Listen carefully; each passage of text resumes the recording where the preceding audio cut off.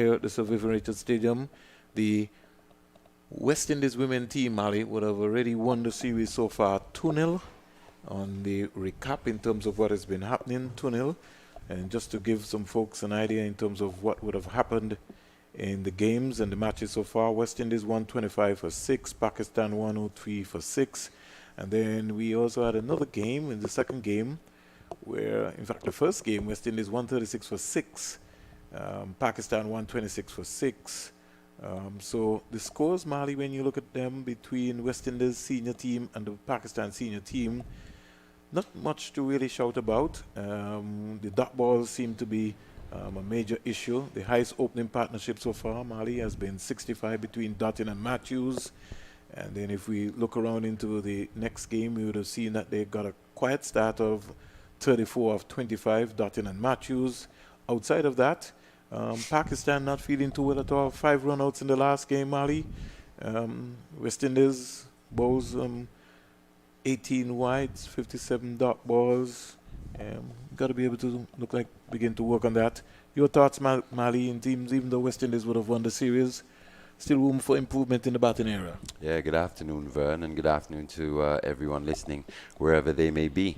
Yeah, Windies 2-0 up, but still a lot to play for here today, Vernon. I think quite a few players in that West Indian lineup, also the Pakistani lineup, will think that there's still another 40 overs to play, and we could put in some performances to enhance our reputations and also put us in good stead going forward. So quite a lot to play for. I'm quite interested to see especially how the West Indies bat.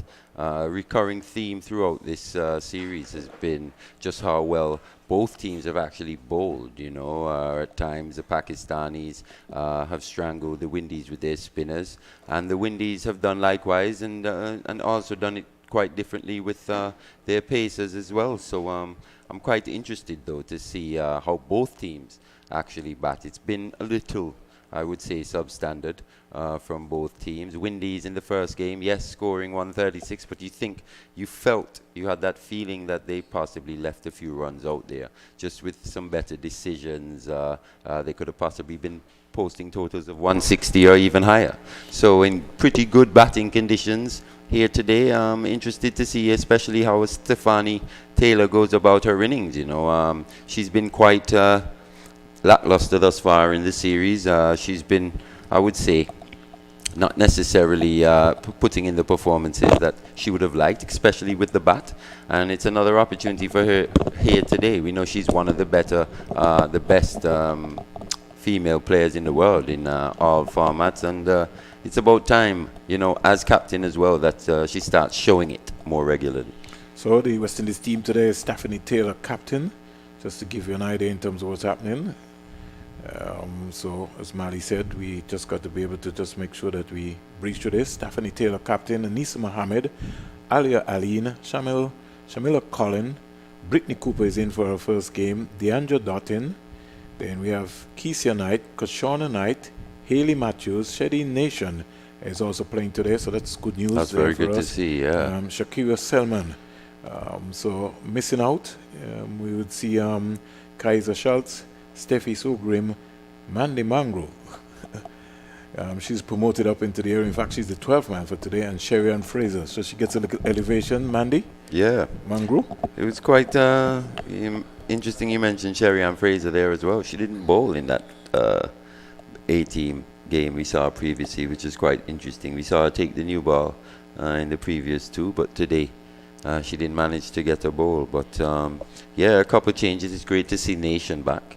Considering what had happened the other day, you weren't too sure. You thought possibly there would have been at least two new players coming in, but Chanel Henry hasn't managed to recover in time. But from all accounts, she's doing well and back with the squad and quite stable. In fact, she's here at the ground. Oh, and she sent a message on the West Indies Twitter feed. Yeah, which is brilliant. And so I think we just need to allay the fears also to Mali, because people have been talking about that the two players, was because of the vaccine. We need to just dismiss that earlier clock. Earlier clock, it had nothing to do with the vaccine. The girls are in good spirit. They're here. The doctors are monitoring them. As you can see, Shady Nation is stepping out today. Yeah, she's And back so that's in going the to be a 11. good thing. You can give me the Pakistan team, Ali. I know that Javera Khan is going to be leading the way today. Yeah, Javera Khan, skipper, number 7. Muniba Ali replaces Javera Rauf.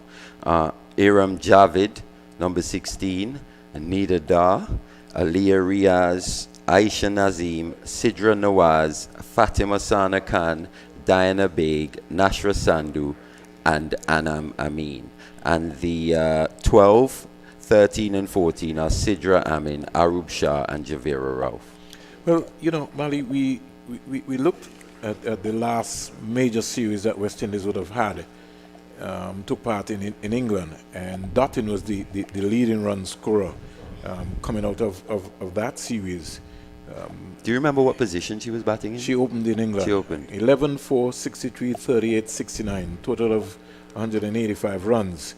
And so you would, you know, take into consideration in terms of Dottin's performance in England.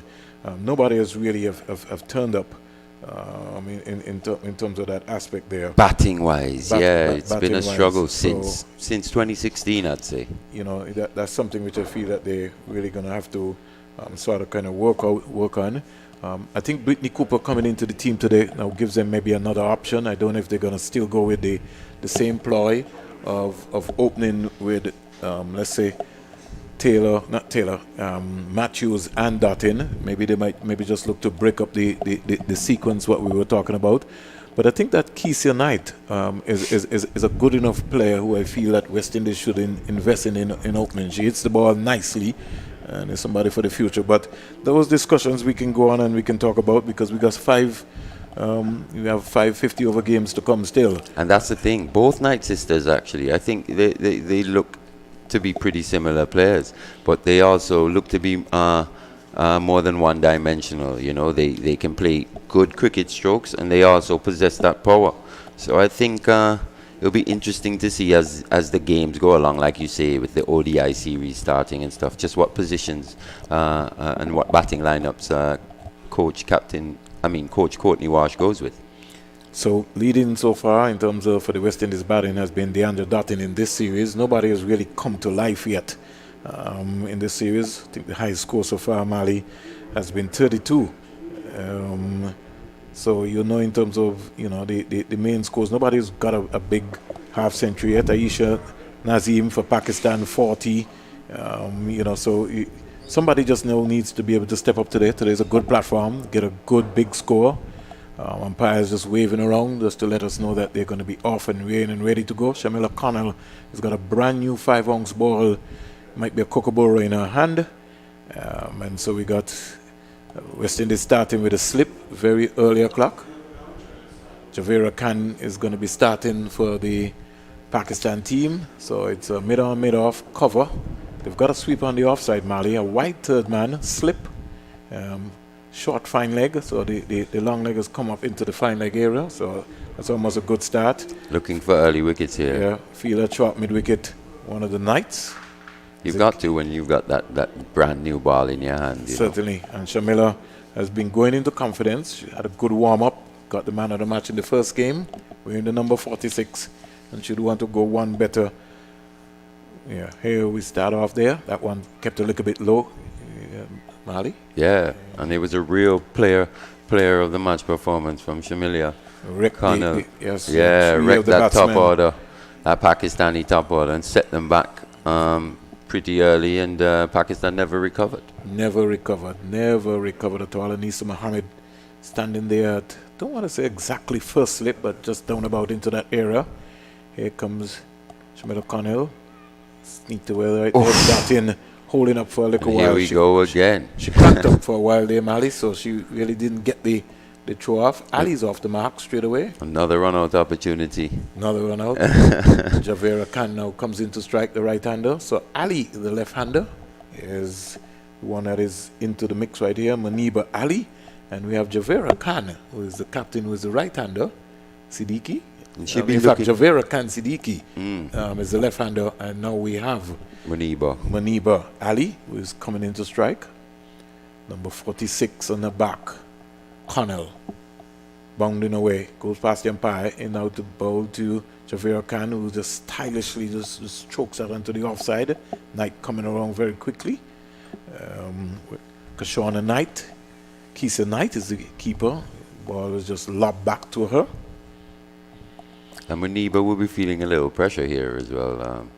Vern playing her first game of the series thus far, and Windies will be looking to exploit those little, butterflies possibly floating around in her stomach right now. Certainly. She's back and looking to punch that. Can't score.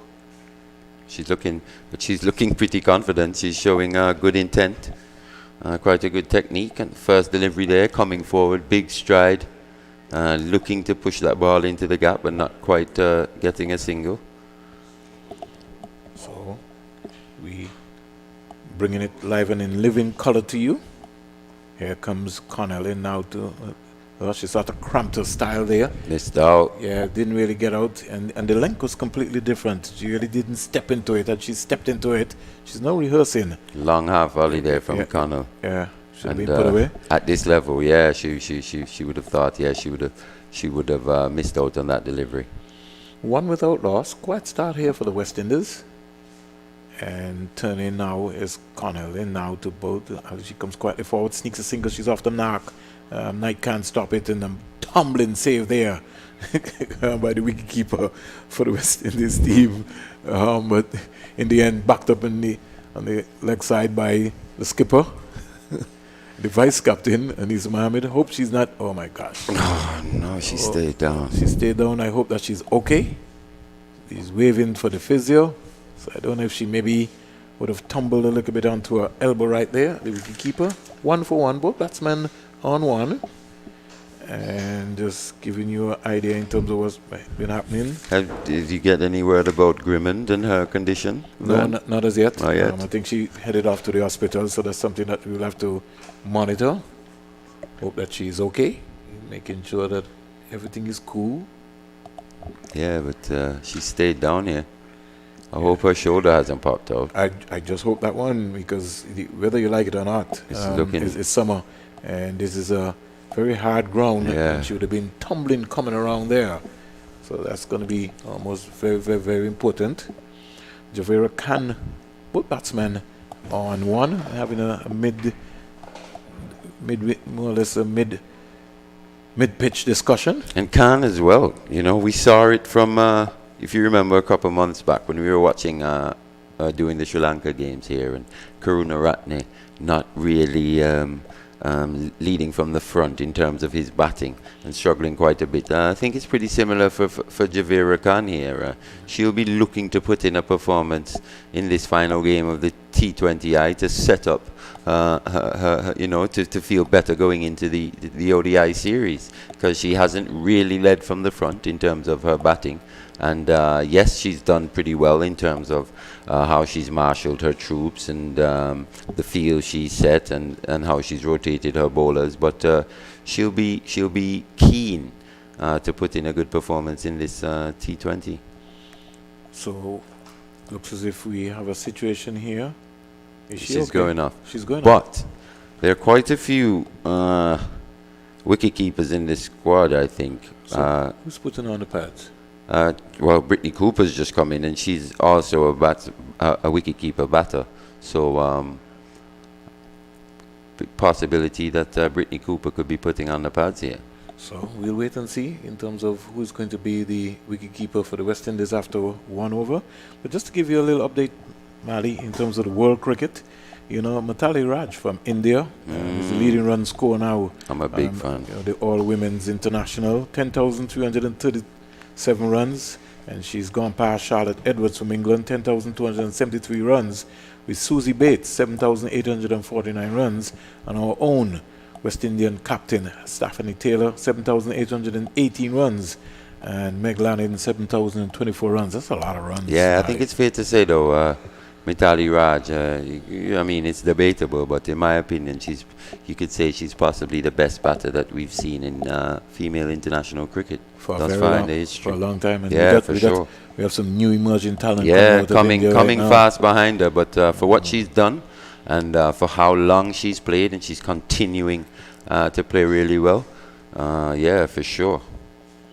So the replacement keeper looks like it is Brittany Cooper, playing her first game of the series, and she's had to come in very quickly Yep. for Keisha Knight. But that's what you want, though. It's multi-dimensional cricketers. We keep saying that, Vern. I think cricket's moving further and further away from the player that only just contributes in one discipline.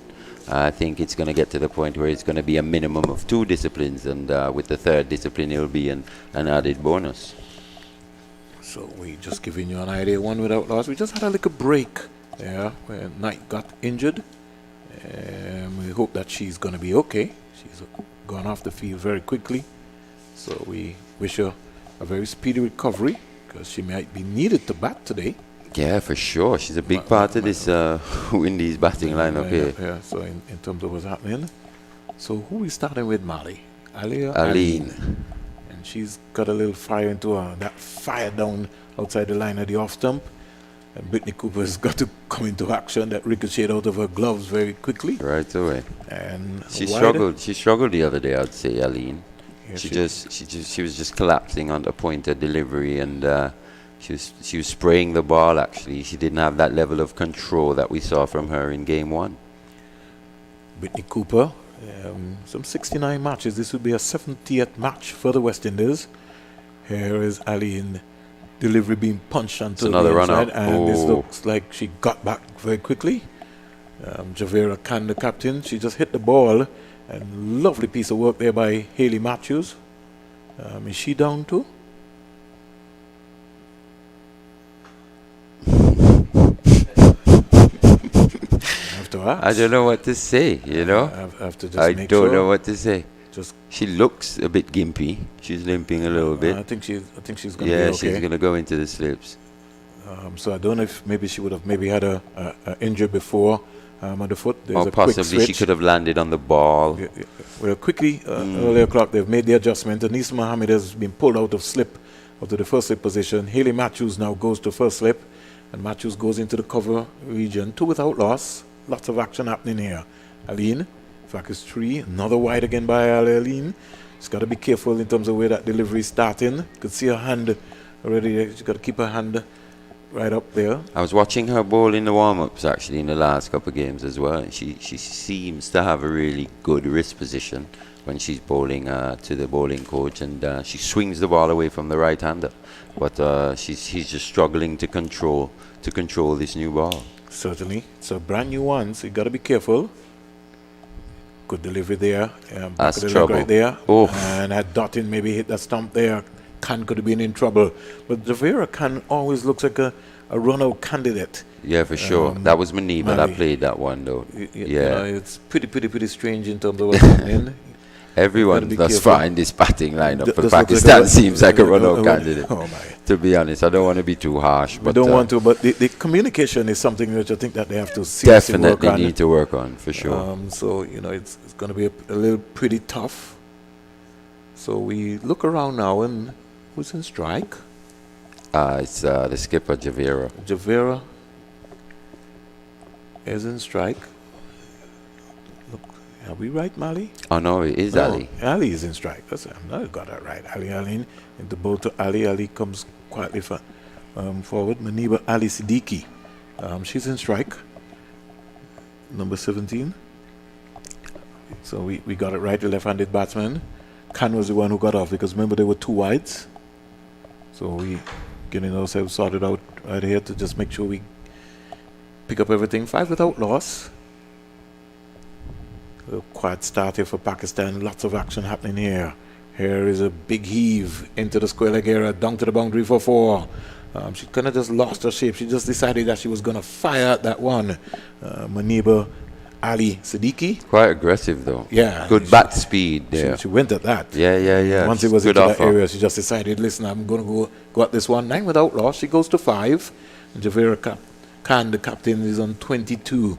A long time ago, Mali, way before your time, they used to have a Majid Khan out of Pakistan. Right. He was very, very, very majestic player.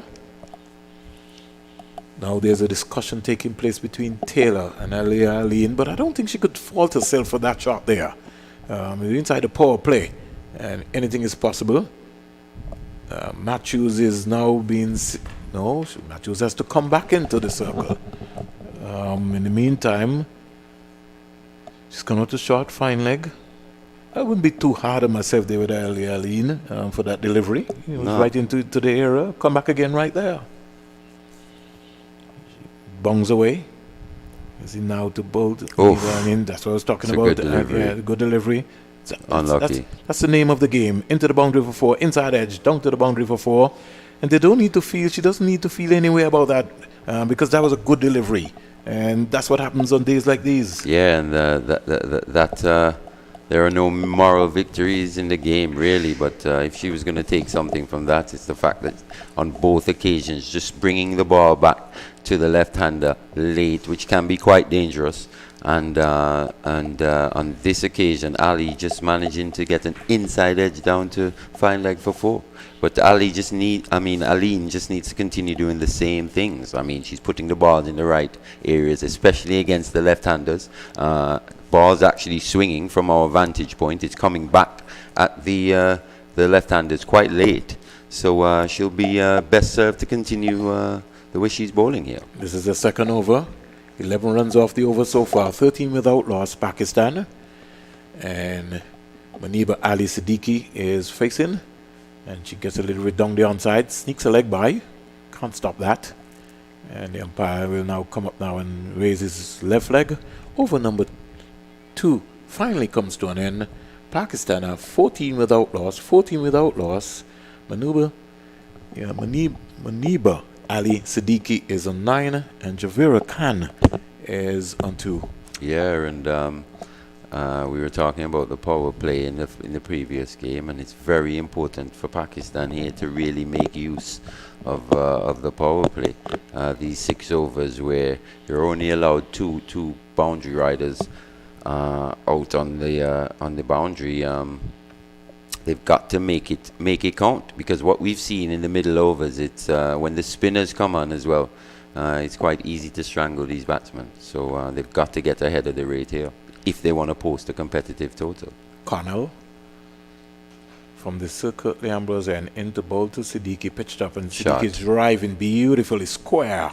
The sweeper will have a lot of running to do. Who's that there? Haley Matthews. I think she's cut that one off beautifully. That's a beautiful piece of work there. And they get 3. Yeah. Good aggressive running there by Khan and Siddiqui. Checking out Haley Matthews to make sure that she's okay. She's coming in now. A lot of work for her. She did a lot fantastic of miles on the legs. there, though. Yeah, she got around. To get around quickly and to get down and save save a single. Really save 1 run. Might be the run that we can win the game for the West Indies. Every run is crucial. Really, in the end. It now brings Javera Khan, who is on 2. Siddiqui is on 12. Connell just not been able to get the same sort of luck that she's got in the first game, but she's working away here. She just needs to be able to just get something going. Let's find out what's going to be happening. She's up now to bowl to Khan. Khan is back and pulling that bad delivery. 4 runs. That's suit up. Too short. And Connell knows it. And that's one thing about the Pakistan cricketers. Anything outside of their range and anything short, they're going to pounce on it. And not that it was a particularly short delivery, but just looking at Javera Khan, the skipper, she's quite diminutive. And it was just a back of a length delivery, and she picked that length really quickly and executed to perfection, really. 21 without loss. Connell into her second over, not for 9. In now to bowl to Khan. There's a P for caught behind. She's out caught behind. Brilliant catch by Brittany Cooper.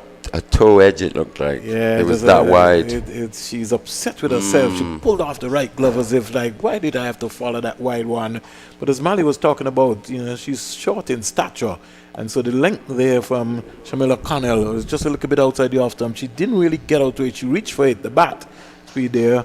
And Khan will feel very disappointed on her toe so far that she's really not really come to light. She hasn't contributed as much as I think she would have liked coming into this tour, but she played a couple of nice strokes. Hopefully she can take whatever positive she takes out of this series into the ODIs. So Javera Khan And based on how the Pakistan team is picking, she maybe might not make it into the ODI series, so you just never know, Mali. So don't talk too fast. So do you think she'll be sacked as skipper on tour? That's possible. I mean, we are talking about the PCB. Yeah, because remember this is T20. They might maybe have a different system lined up for their 50 over, but we never know. I think she will be in the mix there still. She's shown I think that she is a 50 over skipper as well. So we'll wait and see in terms of what's happening. So who's come out now, Mali? Let's find out in terms of what's going to be happening. It looks like Iram Javed. Iram Javed, and let's see what her approach would be. Connor will be buzzing with excitement. She's already picked up a wicket. Didn't get any wickets in the second game. Got 3 in the first. Has 1 here now. Yeah, she seems to be a real wicket taking option for the Windies here. She's done well in terms of her wickets and her economy rate, leading from the front. Cornell comes in to bowl to Javed, into bowl to Javed. Javed is steering this down to third man. And look at which he's trying to bowl it round about the line of the fourth stump area. And Javed just playing from right under her eyes, just steered that comfortably down to the third man boundary. And picked up a single, Iram Javed. It now brings our good friend, Ali, fast hands. Muniba Ali Siddiqui, who's just looking for anything slightly wide of that off stump so she can throw her hands through it. So Connor will have to be tight here. Very tight. Just like that. Cracked away down to backward point. Who's there? The one and only DeAndre Dartin, rubbing away vigorously. She got what she wanted there, got a bit of width, but just couldn't quite beat Dartin, who's also a fantastic athlete and all-round cricketer for the Windies. The good thing about Dartin, she's starting from outside the 25-yard circle, moving in, crouches into a stance. Now Connelly out the ball to Muniba Ali Siddiqui. She plays it right up to cover. Can't score. It's a good over. This has been really a good comeback delivery right here in terms of what's happening. So 3 overs been bowled, 22 for 1. Muniba Ali Siddiqui is 12. Javed is 1. And the tallest keeper out of the entire series, Brittany Cooper. Just walking, coming down to the area right there. Sure. Somebody told her today that she'd have to be keeping. I was just going to say that. She would be saying no, not today. Oh, who knows? With the way things were going, she was possibly very prepared. Okay, she certainly looked like that. Didn't make any joke at all. Yeah, she was right in there. She was right on that, on point. 22 for 1. Let's hope with Casey and Knight isn't too bad, though. I hope so. West Indies can't afford any more injuries at all. Iram Javed. I think possibly a good thing. I mean, not that any injuries are ever good, but the fact that you've got your A team here as well, along with the senior squad, is pretty helpful because you can call on some extra bodies to serve whatever roles they may need to. Shakira Selman, she's got some wickets in this business. 48 wickets, best bowling figures of 3 for 23. Shakira Selman. This, I think, in this series will be her 85th game, winding her way up. She gets herself organized, and she starts from the Sir Andy Roberts end. It's going to move in now to bowl to Javed, and Javed is coming forward, looking for a single. That's certainly not on. But the video analysts for the West Indies team seem to have worked a lot of things out here, because what you have, Mali, is Javed tends to play the ball a little finer. Yeah, and just a hint of outswing there as well. Yeah. So you'd possibly think, Windies could possibly get a slip in here early. I almost thought about that. That's why I was talking to you there by getting your net going. Here is Javed looking to just dab the ball right into the offside. So the West Indies look like they've got this factor well set in terms of what they're looking for. But none of this works unless the bowler puts the balls in the right position. If she runs up and bowls the ball on leg stump now, and with the field the way it's set, it almost makes the captain look like a fool. So she's done the job thus far in her first 2 deliveries. Selman also would have made her IPL debut in 2020, so she's been one for the future. Down the onside, just as Mali was talking about, she lost her shape there. Needed not to try anything at all. And it's like muscle memory, so you just have to just remember that you keep looking at that target. I'm sure Coach Quentin will be telling you the continuous hours of hitting that strap. Yeah, with the way the field's set, she can't afford to be bowling on a line of the batsman's pads for sure. She's just got to get back to what she was doing previously. Control has to be so good. You have to be disciplined mentally, physically. It all adds up there. Bang on target. She gets her one workout, but she can't stop the single. And almost for a moment, they had a little collision there. Who's that? Is that Mango? Mango, Yep. yes. So the West Indies have brought out their trump fielder. In the Their gun emergency. fielder, Yes. man. I've been calling for her for a little while, actually. But the intent from the Pakistani batters has been really good here, Vern. I think they've had a talk about it, and you can tell they're actually looking to rotate the strike a bit more, dropping the ball and actually running and forcing these West Indian fielders to come in even closer and stifle them, and possibly later on they could bunt the ball over the fielders' heads and find the gaps. Ali in the ball to Muniba Ali Siddiqui. She's getting a little aggressive there, charged Selman just there for a moment. Didn't get the elevation onto it. Exactly, something like that, but she just didn't get the elevation. Yeah. But she's looking pretty aggressive here. But I think her intent, as Yep, you rightly said, is really Mali, just good. to let Selman know that, listen, Yep. you can't be bowling me those slug cutters there, Yep. and I'm not going to get to the pitch of them. I understand what you're doing, and I'm going to step out. Yeah, good batting. 24 for 1, Selman. Goes past the umpire, and here is Muniba Ali Siddiqui. Is disappointed with that. She was backing away outside the leg stump to try and see if she could be able to heave that one over there, and Selman followed her. Yeah, and you can tell she was trying to anticipate what Selman was going to do there, but Selman was too good, cramping her for room. But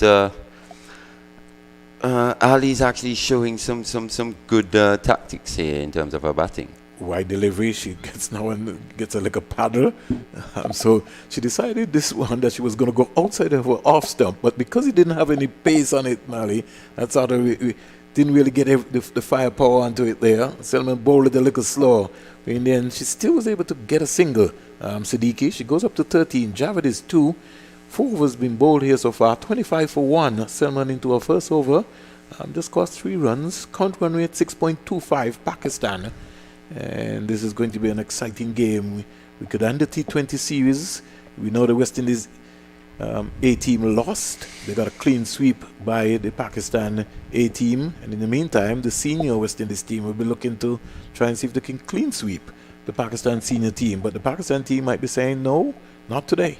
And you can see Muniba Ali is actually being quite enterprising. She's moving around the crease, trying to knock the Windies bowlers off their lengths, and thus far she's putting a bit of pressure on. She's now having a go at this one, hits this one down the ground, and it will go all the way for 4. Matthews is after it, but in vain. Hits the rope right now. They hold it up, 29 for 1. Siddiqui goes up to 17, pitched up, and she decided that she was going to go over the top. Down to the boundary for 4. Connell, 1 for 14 in her third over so far. Let's see what her comeback is going to be like. The umpire is coming down and just saying to the 2 Pakistan women batters, please stay clear of the pitch. Get off. You know, you have all these lot of new rules now, Mali. Good hands there from Muniba. Very good hands, fast hands. You can tell she likes feeling bat on ball. Over the wicket is a delivery here from Connell. Muniba Allen steering this down to third man. And so she quietly just knocks her way around. 30 for 1. Muniba Ali Siddiqui goes up to 18 of 14 deliveries. Javed now comes into strike. She's on 2 from 4. And in the previous games as well, the Pakistani openers and even earlier the number 3 before Nida Dar got in, they tend to allow the Windies bowlers to bowl to them. Whereas today we're seeing Muniba Ali actually take the attack to the Windies bowlers. Certainly. Here is Javed just steering this beautifully down to the third man boundary. It was a little bit wide. Good return in. Cooper just having some problems in taking that one because it did hit the top of the edge of the square and took off. Cooper early clock put her hand up and apologized and said sorry. 31 for 1. Javed goes to 3. Muniba Ali Siddiqui comes into strike. She's on 18. Striking at 128 as well, which is really good. And from what I've seen thus far, she's not going to stop. She's going to keep going. There is a scoop into the air. It's going to be a good catch. That's a wonderful catch right there. Fantastic and catch. Maniba Ali Siddiqui will be very disappointed in the way that she got out there. It's almost like it turned her right around. But again, Mali, because there was no lot of pace onto the ball, she had to try to get something out of it. It scooped up into the short fine leg area, and a beautiful catch there by Selman. Seemed like she was through the shot just a bit too early. Good bowling there from Connell to remove the dangerous Maniba Ali. What we've seen from her is she could have been quite dangerous here today. Let's look back at the replay there, Mali. And just as you said, they turned the bat face around. Fantastic catch, though. Beautiful catch indeed. Over her shoulder. Those aren't easy. She made that look pretty simple, but that was a pretty difficult catch. And out comes our good friend, Nida Da. Nida Da. Oh, she's such she a class played really player. well in the previous game. Yeah, you could tell she's a class player. You could see that sort of ease on her. You can tell she means business as well. But she's not a good runner, and that's just the major issue. And let's see how Javid and Da will communicate, because the communication is going to be very important.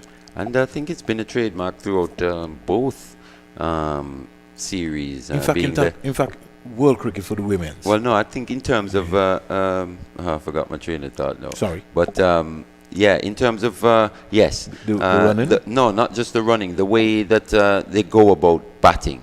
You know, they struggle to in this series as well. Every time they threaten to really put the opposition under real pressure, they give it away either with a soft shot or actually it's some good bowling. So I think from both series it's been the same. We saw Reni's boys today, and on this occasion Maniba Ali.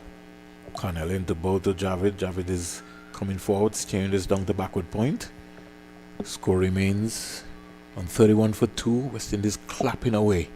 They're buzzing with excitement. They want to sweep the Pakistan team, but Pakistan also will be saying, not today. We're going to try and see if we could be able to stop this clean sweep. Nida Da is key in this situation, isn't she, Vern? Very, very much key. Both with bat and ball, you know, but on this occasion with the bat, she's got to put in a performance again. Loose delivery there from Javed. Missed out completely there. No feet movement at all. So over number 5 comes to an end. 31 for 2. Connell at the end of 3, 2 for 16. More comments from you, Mali Richards, and then it will be the voice of Jack Matthew. Yeah, 31 for 2. Every time Pakistan threaten to really launch, something happens. They either give their wickets away, miscommunication with the running, or an inspired bit of bowling or fielding. So yeah, not really managing to exert the kind of pressure that they would hope on this West Indian bowling attack thus far. You can tell that they've actually gone about constructing their innings a little better today in terms of how they've been rotating the strike, but just losing wickets at critical times. Good afternoon to you, Marley, and good afternoon to all our listeners. So we're about to see the start of over number 6. Pakistan 31 for 2. The running has been much better than it was tragically on Friday. And they've lost 2 wickets though. As Vernon has been saying, they're trying to prevent a clean sweep by the West Indies. So we're watching the start of over number 6. The first ball is driven into the offside. Nida Da just coming onto the front foot. I think she is probably the best time of the ball of all the Pakistani players, and maybe the best time of the ball on both teams. On both sides. Yeah, yes, well, she's put her hand up, and she's put her hand up for possibly one of the best players in the series thus far. She looks like the best player definitely on the Pakistani team for sure. So here is Selman, right arm over the wicket, and it's a good length delivery, and Nida Da is coming onto the front foot, perhaps just looking to turn the ball into the onside, not being able to succeed. And it went back along the pitch for Sakira Selman to pick the ball up. And she walks back to the top of a mark, just having a conversation there with the captain, Stafanie Taylor, who jogs away back to her position at extra cover inside the 30-yard circle. It remains on 31 for 2, over number 6 in progress. And here is Selman is in, and this is driven into the offside, goes up to mid-off. Straight to the fielder, and there's no chance. The ball traveling too quickly, and so no addition to the score. Selman has been quite good.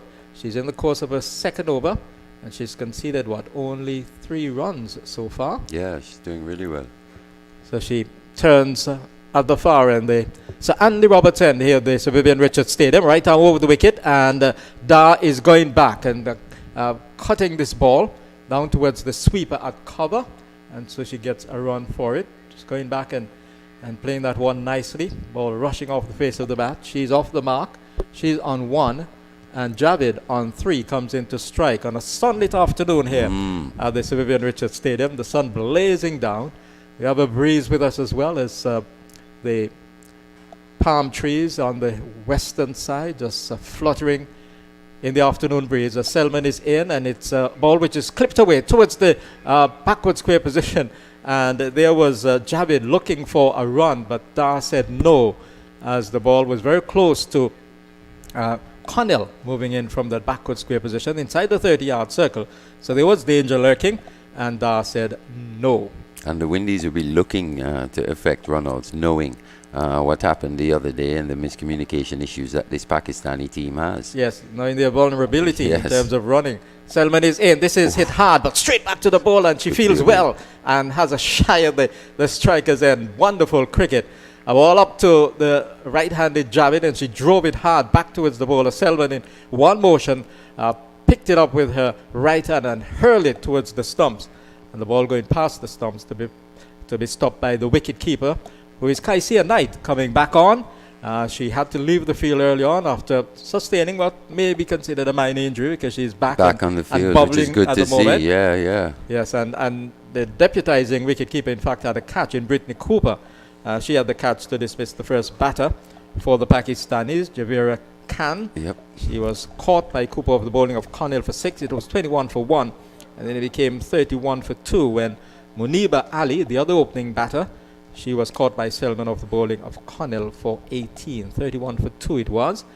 1 run has been added, and that has been scored by Da, who is the batter on strike now, right-handed, as Connell is in. And this is down the leg side. She has a swing at it, doesn't make contact, and I think there's going to be a signal from the umpire, yes. Outstretched arms of the umpire, indicating that was outside the line of the leg stump. And we know in T20 and one-day internationals that is prohibited as far as the bowler is concerned.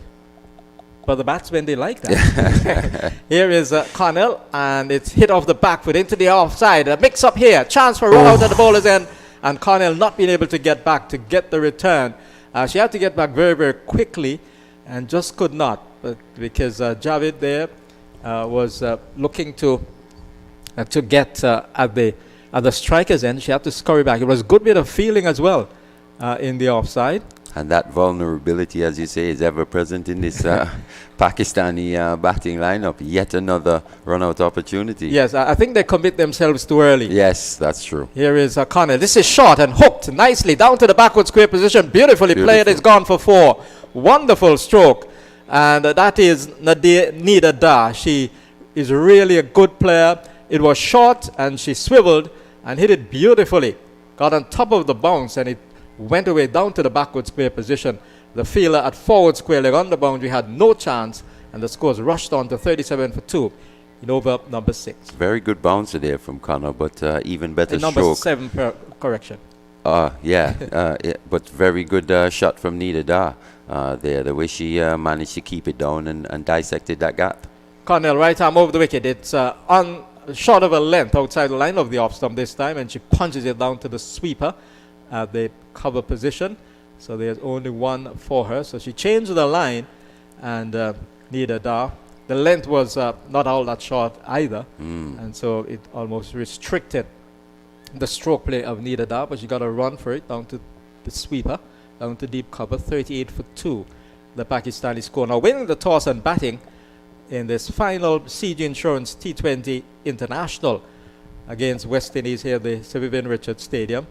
In bright sunshine, we watch as Shabila Connell runs in to bowl to Javid, and Javid is on the front foot, and she plays it nicely. Ball leaving the bat fluently, but straight to the field at point, and there is no run. Just for a brief moment, this bottom hand came off as she went into that stroke. She looks to be a good time of the ball as well. She has. She's come in and timed the ball really nicely, but she just hasn't found the gaps that she would have liked thus far with 3 of 10. But she looks a quite technically sound player. Shamila Connell is on her way once more, and this is stayed away down to the backward point third man area. There's a fielder at the square third man. She comes in and fires the return in to the keeper's end. Kaisia Knight is there to take it. The score is now on to 39 for 2. Early on, Vernon mentioned Majid Khan as one of the fluent Pakistani players. Played with a minimum of movement, but he was very, very attractive. He would have played against your dad, Vivian Richards, Majid. against the Sandy Robertson and those guys. Majid Khan, very, very good player he was. Here is Shamila Connell. This is driven into the offside, down to the deep square cover position. And the fielder is quickly in and around.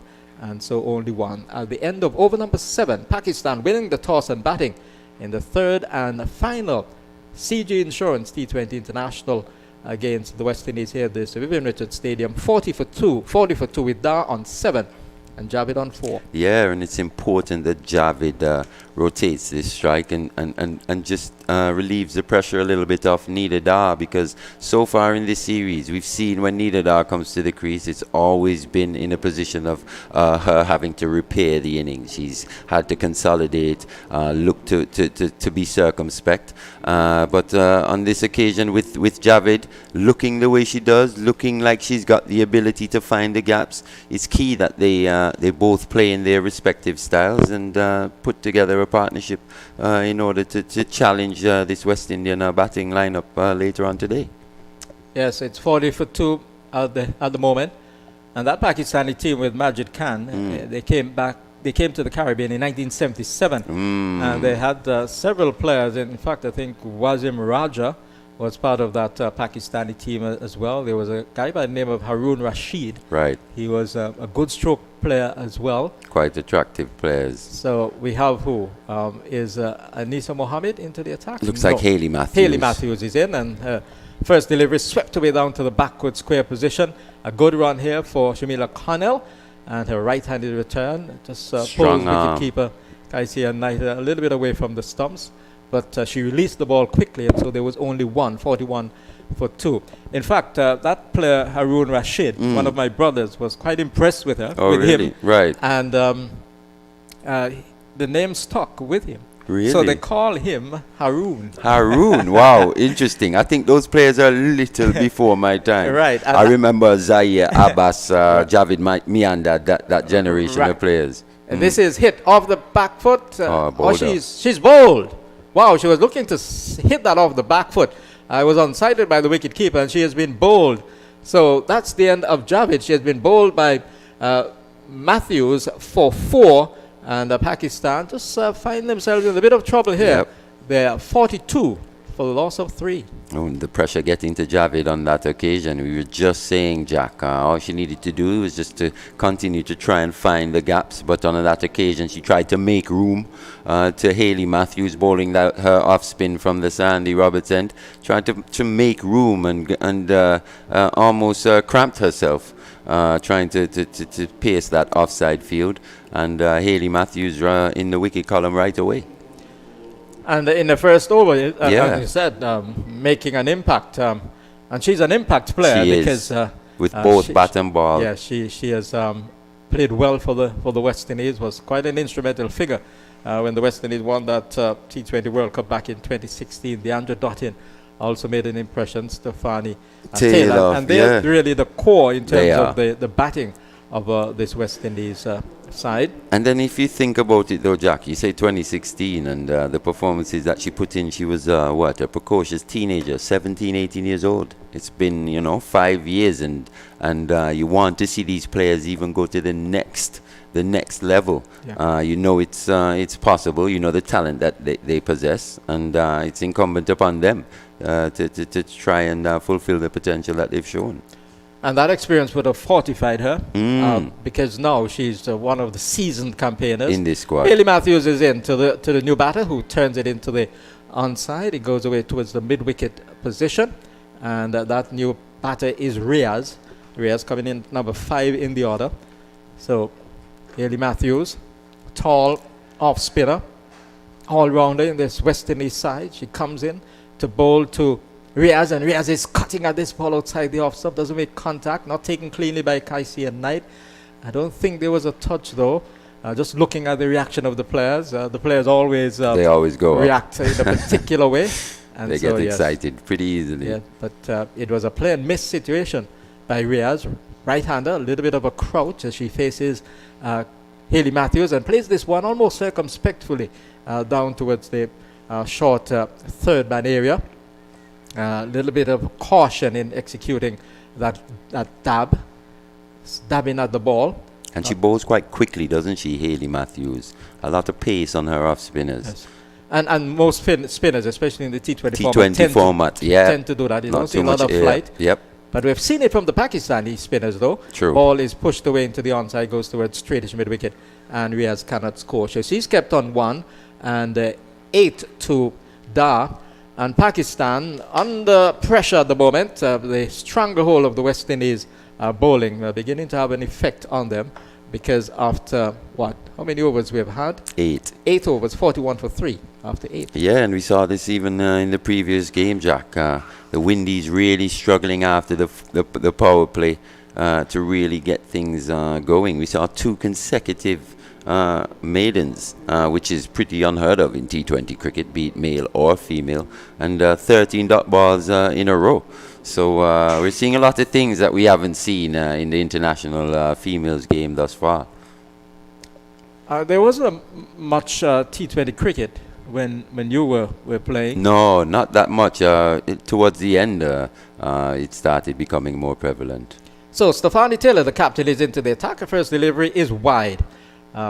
Foolish length outside the line of the off-stump, much too wide for the batsman to be encouraged, and the umpire calling right away. So it's now 42 for 3. Here is another off-spinner in Stafanie Taylor, and it's swept away down to the backward square position inside the 30-yard circle. There was Dar looking for a run, and she was sent back by Riaz because there was danger lurking. Fielder was in very, very quickly to pick the ball up. Here is Stafanie Taylor in, and this ball is outside the line of the off stump. She's cutting and missing. Taylor, 94 wickets in T20 internationals, so she will be hoping to add to that tally and get closer to the 100 mark. She has made a change because the fielder at that backward square position, who fielded early on in the over, has been pulled around to a short third man area. So let's see as she comes in, and it's outside line of the off stump and very, very wide. So her concentration would be outside the line of the off stump, but she has overcompensated. She's bowled with quite that a few wides in this series, I think. Yeah, she needs to get the line right. She's in, tall off spinner, and here is a ball swept away by Dar down to the backward square position. There's a fielder on the boundary, and the return comes in several bounces to Kaisi and Knight, and the score has gone on with that single to 44 for 3, and Dar is on to 9.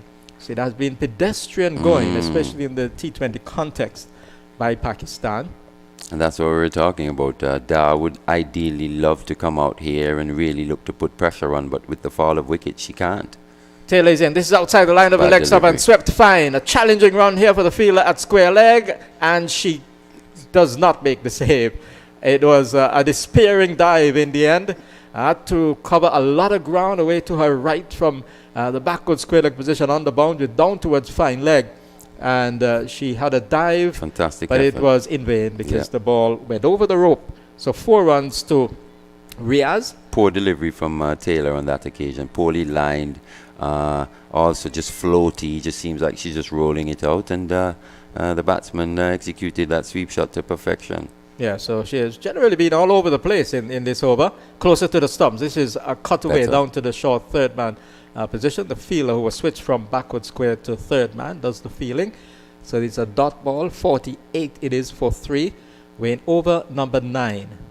So we're nearing the halfway point, and Pakistan would need to get a move on here. This ball is cut away and brilliantly fielded by third man, and they get a single. The ball was away from the third man fielder. It was cut fine, and she made a very good save inside the 30-yard circle, so they got a run for it. So the over in which several wides were delivered by the captain, Stafanie Taylor, has come to an end. 49 for 3, the half-century mark beckons for Pakistan, but they would not be satisfied with the overall efforts so far because it has been generally slow going. 49 for 3 after 9. Yeah, and in good batting conditions as well. They'll be a little disappointed with where they're at this point in time. But to see Nation there at short third man, running and diving and showing good energy, is good to see.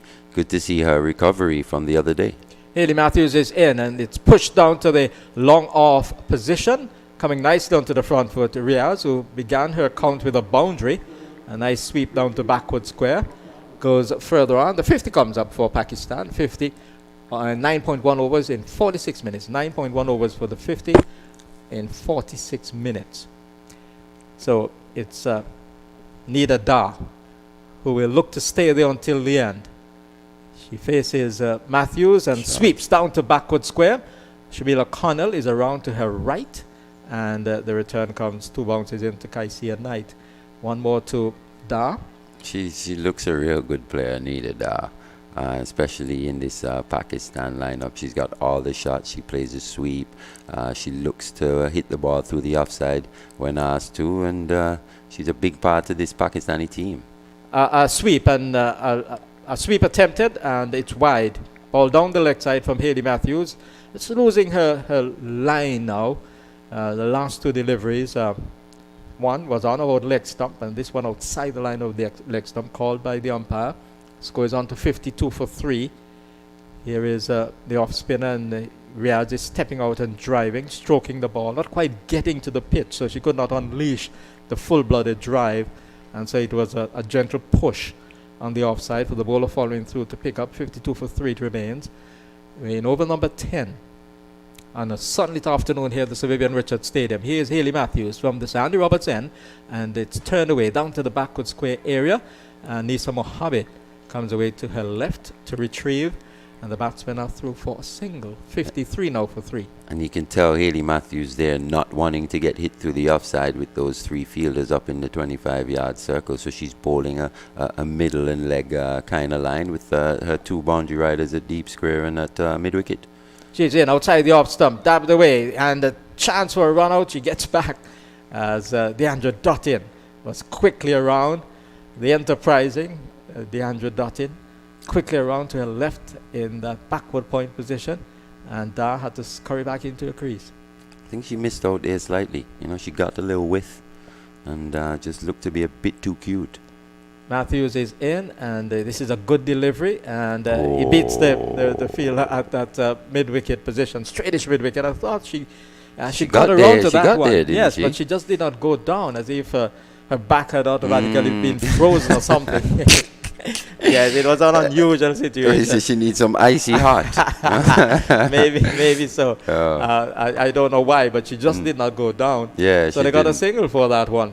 Yeah, and the West Indies lost a match by 1 run. West Indies men, didn't they? Yes. So you have to try and stop everything. Every run is crucial in this format of the game, Jack, that's for sure. 54 for 3 then, after 10 overs. 10 overs to come. And Pakistan will be looking to move along, to try to shift gears here, because they're trying to prevent the West Indies from effecting a clean sweep of the 3-match CG Insurance T20 series, because the West Indies are 2-0 up at the moment. Pakistan winning the toss and opting to bat, and so far it has been a laborious sort of batting performance by them, not being able to execute the boundaries as well as they would have liked, not being able to get the singles and the twos as well as they would have liked, and therefore they find themselves behind the 8 ball at the moment. They're 54 for 3, but we know generally it has been a low-scoring series, and we're talking about women's cricket, and sometimes Sylvester Joseph, for West Indies batsman, joins me. Sometimes we get carried away in looking at the female game, and because we have been so accustomed to the men's game that we look at these totals and say they are almost impoverished totals, and in the end they prove to be winning totals. Yeah, indeed, Jack. Good afternoon to the viewers and the listeners, wherever you are in this world, in Pakistan, in the Caribbean, all over. Here's a full toss by Anisa Mohammed, and it swung away down to the square leg area, and the fielder down there just not being able to feel it cleanly. The ball went away from her, and it had to be tidied up by the fielder coming around from the mid-wicket area. So Anisa Mohammed starting with a full toss, lucky to get away with that, and the score is on to 56 for 3.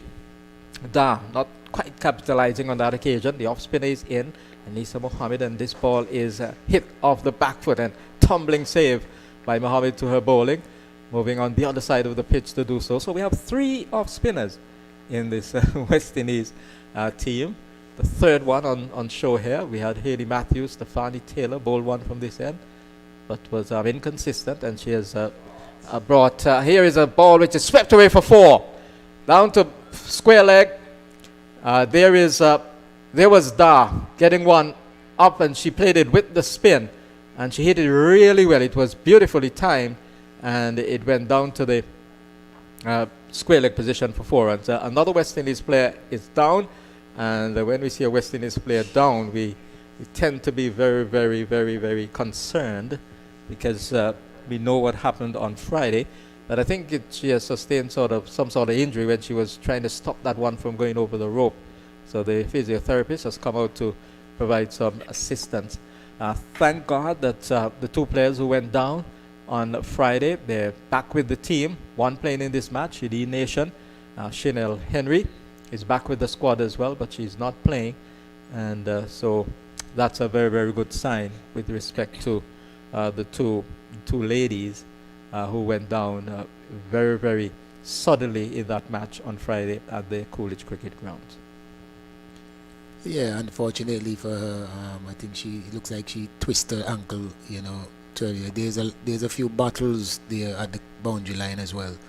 Even the boundary rope, we haven't really picked up that. We just saw her on the ground, unfortunately. But she's off the field, and the physio is with her, so the game will continue as quickly as possible, Jack. But unfortunately for her, we hope she's fine.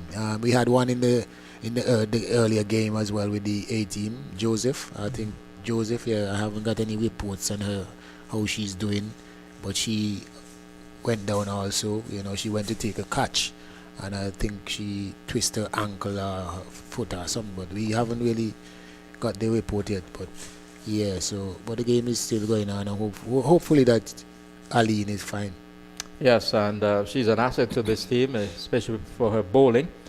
So let's hope that she'll make a speedy recovery from that. Talking about the A team, the West Indies A team losing the third match, so they were swept by the Pakistanis early on today, managing just 99, and Pakistan sweeping home, winning by 8 wickets with 8 balls to spare. Anisa Mohammed is in, and she's bowling. She's bowled, yes. There was Da looking to sweep again, and this time she missed it, and the ball cannoned into the base of the stump. And so that's the end of Da. Looking there to repeat the stroke, and Anisa Mohammed has had the last laugh. So Da has been bowled by Mohammed for 17, and Pakistan in further trouble as they look to get up to a total of respectability. They're crumbling at the moment. They're 60 for 4. Yeah, from the last game as well, you see Da with that particular shot. She seems to me that's her batting plan when the off spin is bowling from the end. So she normally looks to sweep, going to it down with the breeze, But unfortunately, at this particular delivery, I think was too full, and you can see when she's on her way back, she start rehearsing.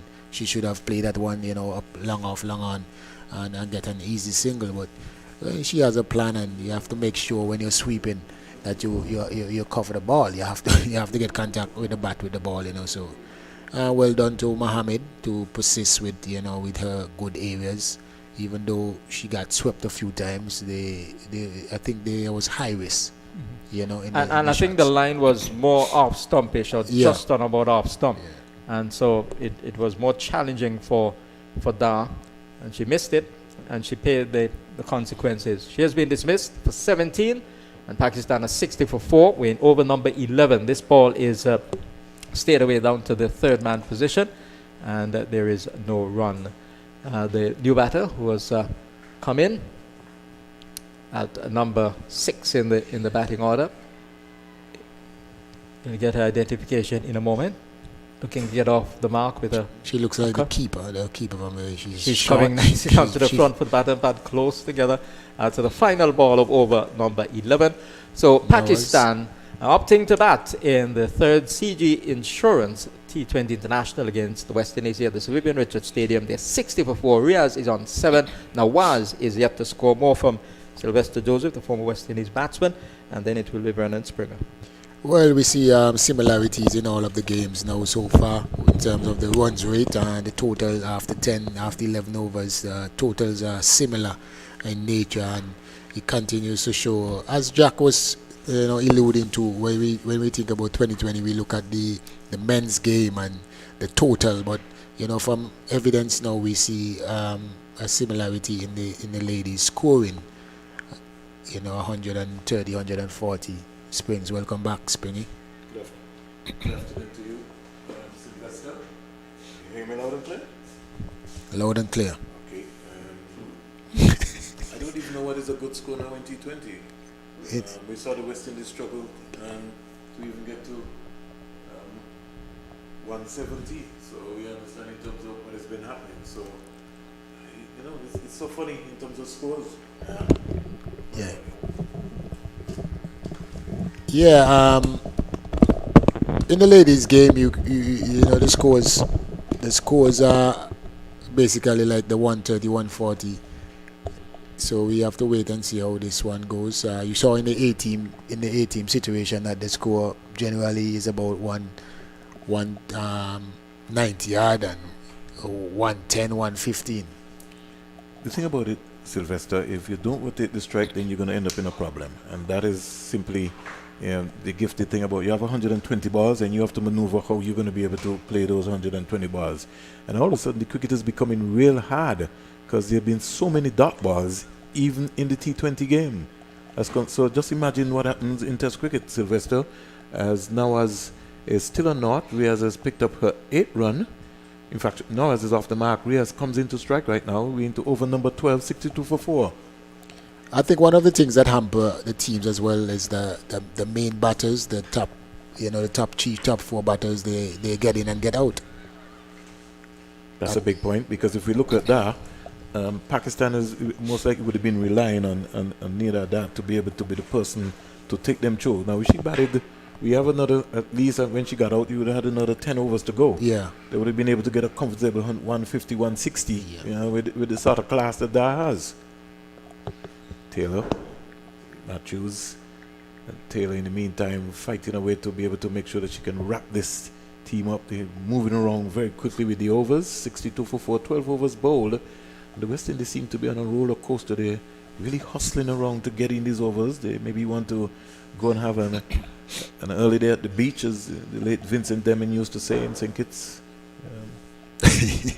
Bouncing, he always used to tell you the beach is waiting. If you want it, the beach is always waiting.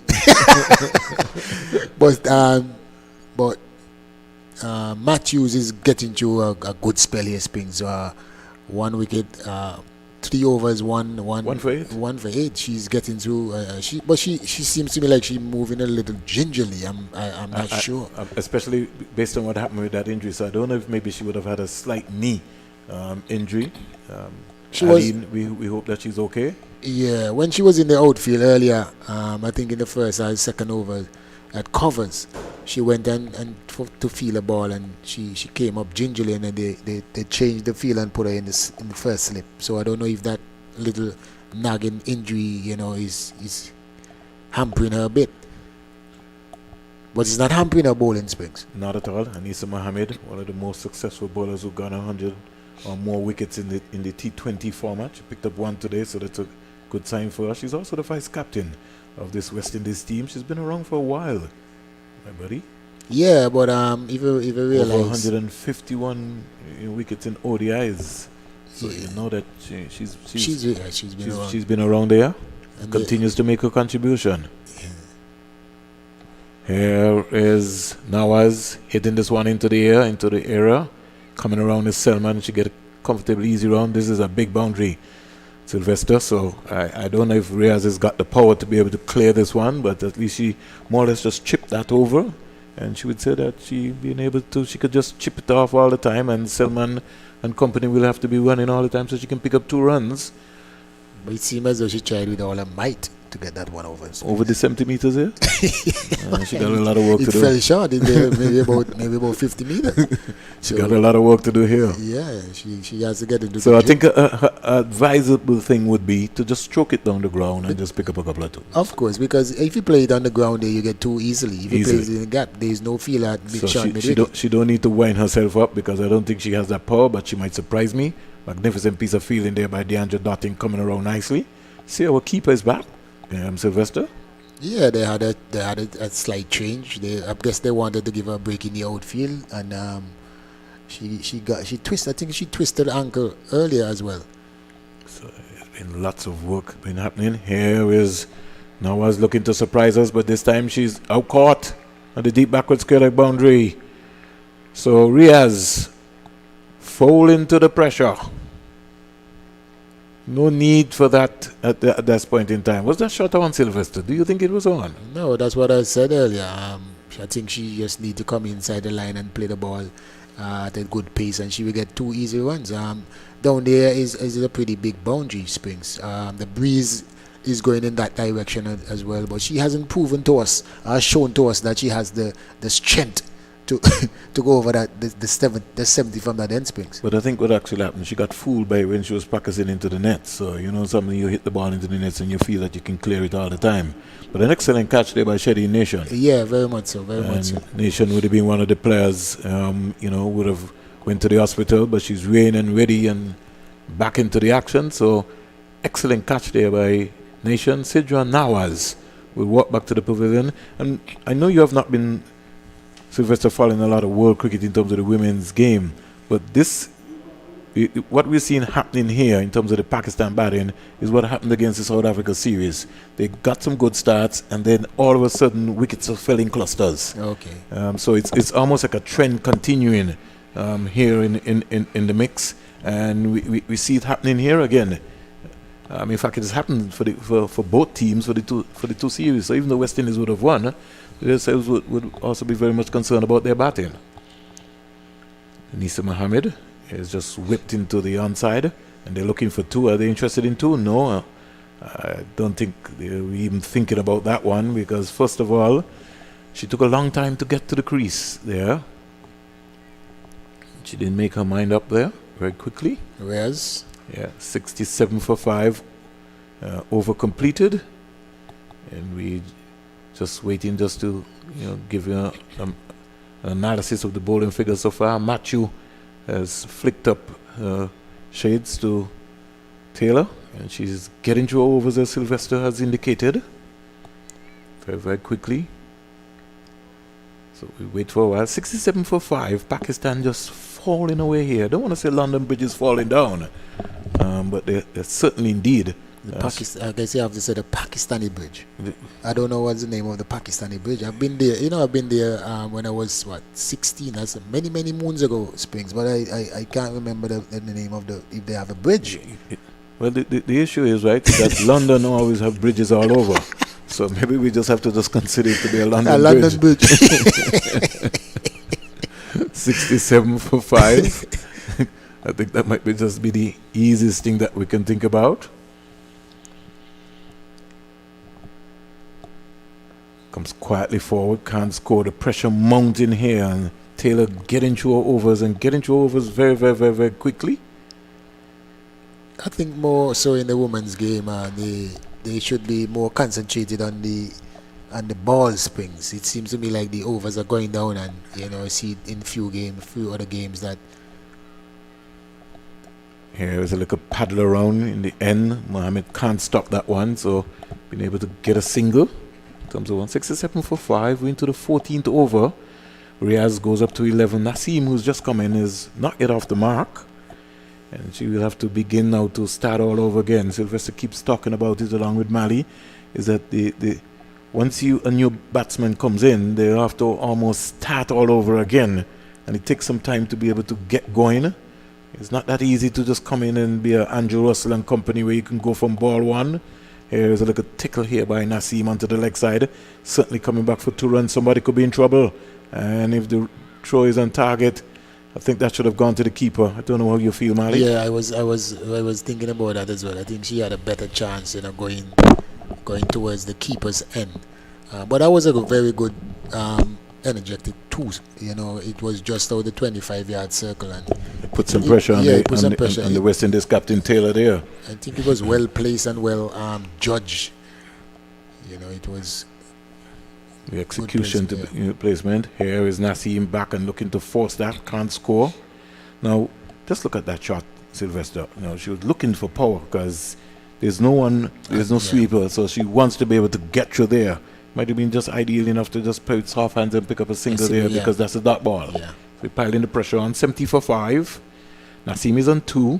Riaz is on 11. Matthews is into a 4th over, 1 for 11.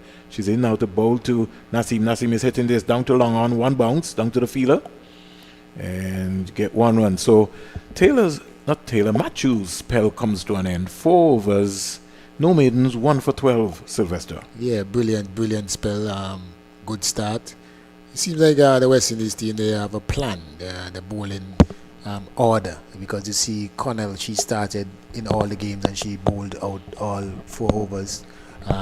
Matthews does the same thing as well, and then you have Taylor who comes in after them. But I don't know, Taylor, she doesn't have her rhythm today. So you see Mohammed, she comes in a bit earlier. So they have a plan. Ploy, you can see how they go about doing their work, and they get some very good overs in, especially at the start from Connell, and now you have Matthews. Taylor most likely will start. Smash down the ground. 4 runs. Beautiful shot. Split long on and long off. Selman and Henry didn't have a chance. And that's a good shot from Naseem. Smack that down the ground. 75 for 5. She goes to 7. Reyes is 11.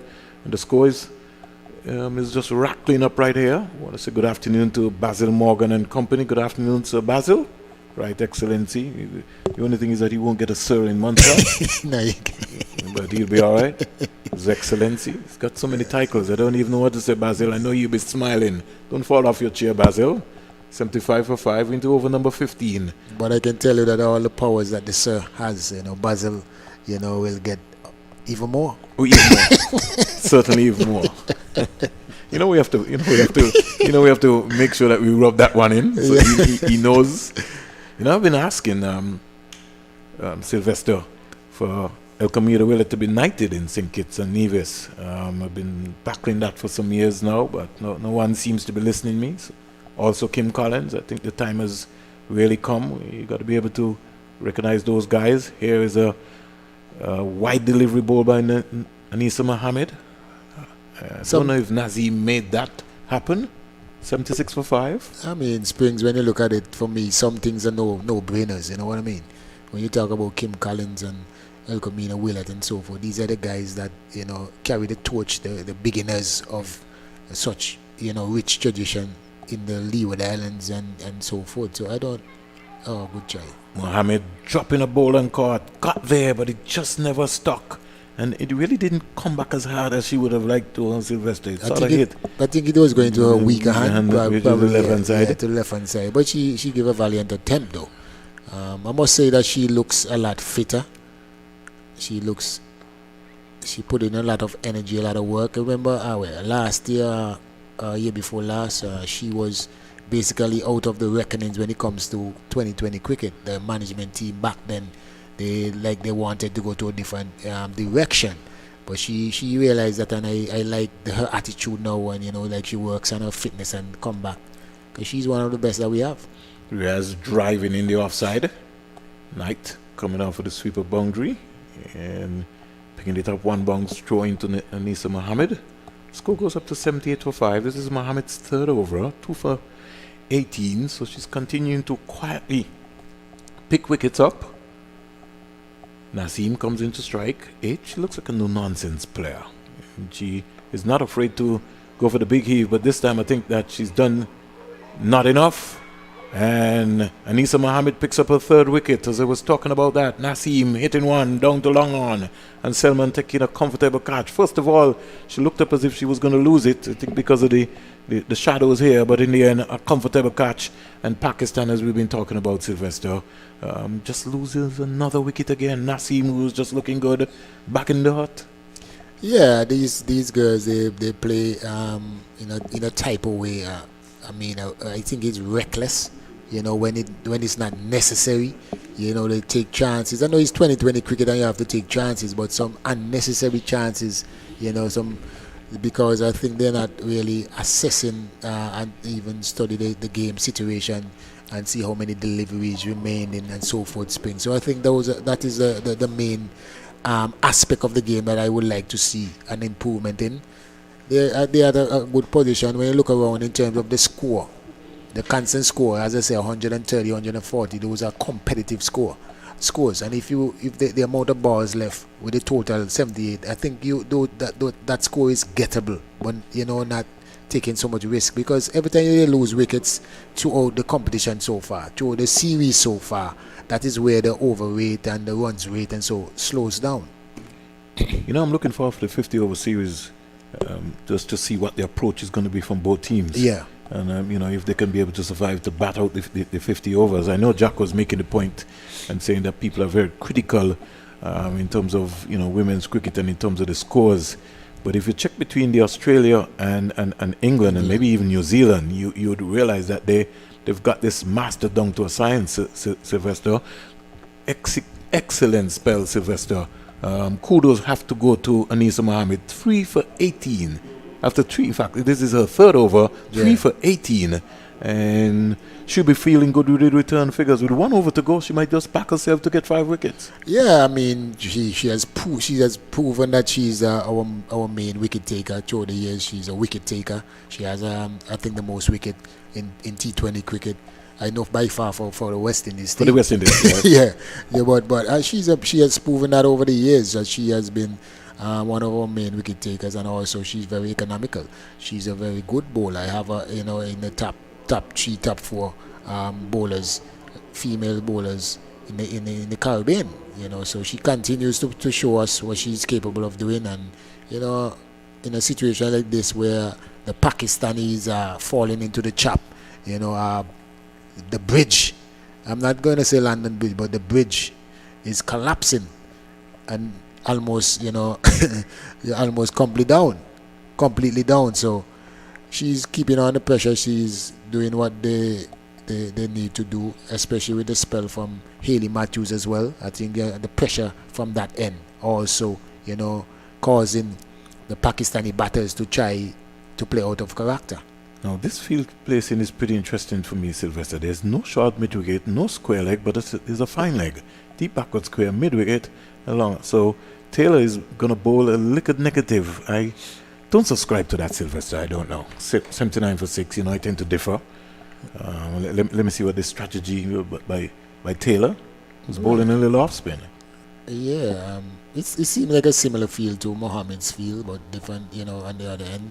And they're falling in the trap. So if that's working, why change it? Another single. Except that Mohammed and Taylor are 2 completely different bowlers. Yeah. So, Taylor is a little more taller than Mohammed. Mohammed tends to tweak it a little bit, so they're 2 completely different bowlers in terms of the concept. But let's see what's happening. 2 deliveries bowled, 2 singles so far, 80 for 6. Reyes is in strike, Taylor into bowl to Reyes, and she's playing around the line of the ball. She's out like before. And that might be Taylor's 50th wicket in T20 International, Sylvester. You see, that was the plan there. That was the plan, to leave the gap open? So you try to play across the line, and it works. So if it's working, why change it, Jack? So, Sylvester, it's just that the protection, I rather than giving away a single, I just like to just make sure that you close that gap out. I understand why you say, especially that you have 7 wickets, 6 wickets gone already. You don't want to give them any easy ones, keep the pressure on. But I mean, they're seeing it differently, and it is working. They're picking up wickets, and that is all about. If you get them out, I mean, it's better than you having bowling out the overs and they're picking up ones and twos here and there. So if you can get the wickets, whatever way you can do to pile on the pressure and get some wickets, and kudos to the captain. Hilarious. LBW to the West Indies captain Taylor.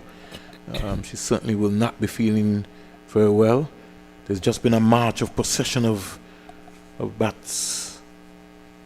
In, out. They're just in for a little while and then back out. You know, as Sylvester's been saying, no real hanging around there, no awareness of the situation in terms of what's around you. You know, you just get flustered. When you look up, you see 4 overs to go, you feel, wow, we got to be able to beat the letter off of the ball.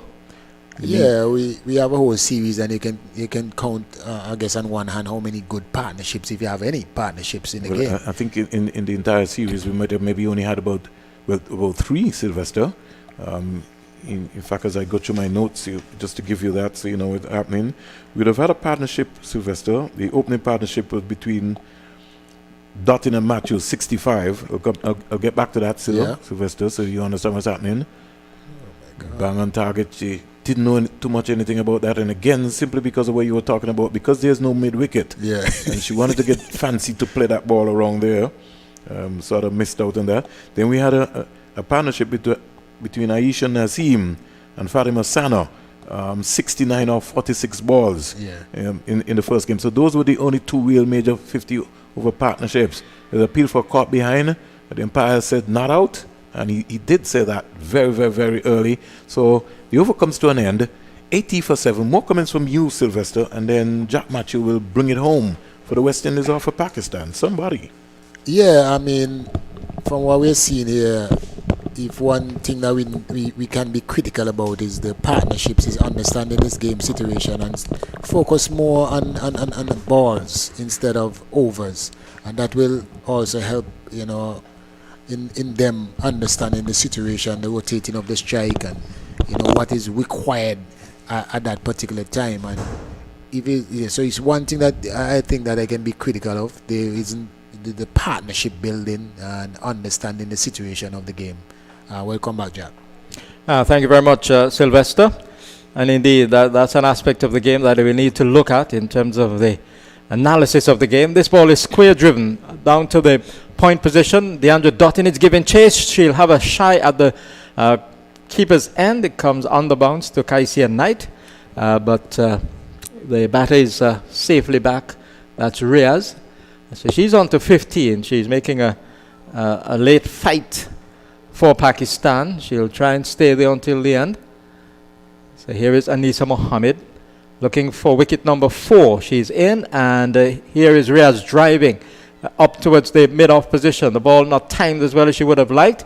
Shamila Connell runs in and denies the batter a second run.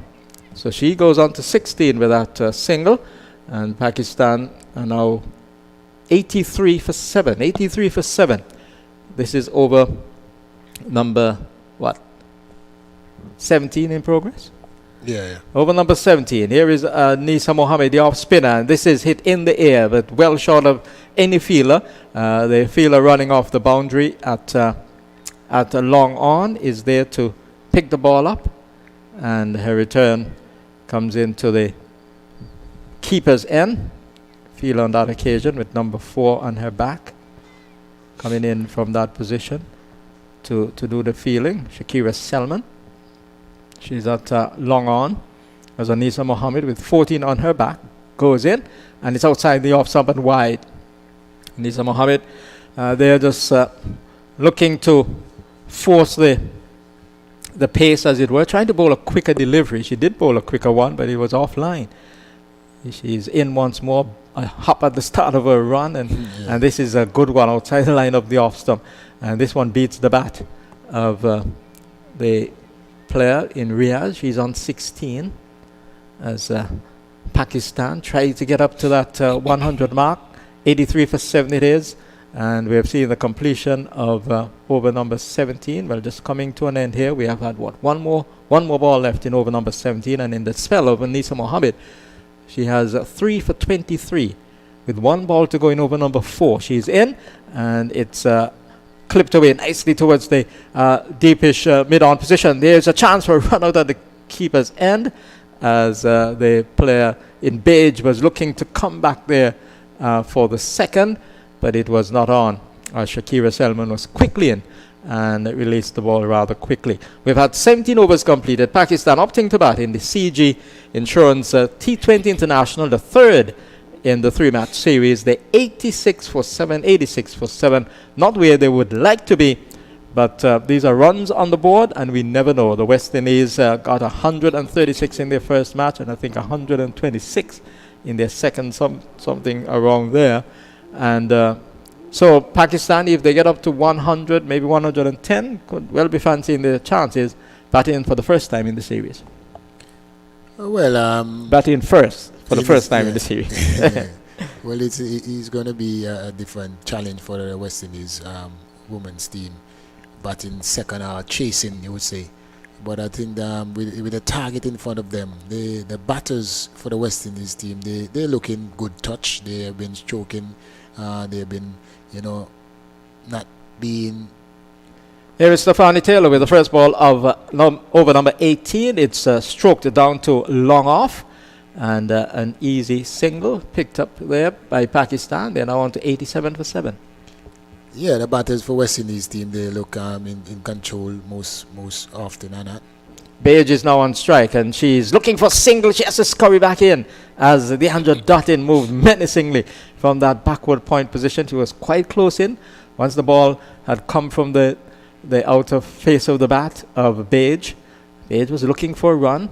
Stafanie Taylor misses her run as she was about to deliver.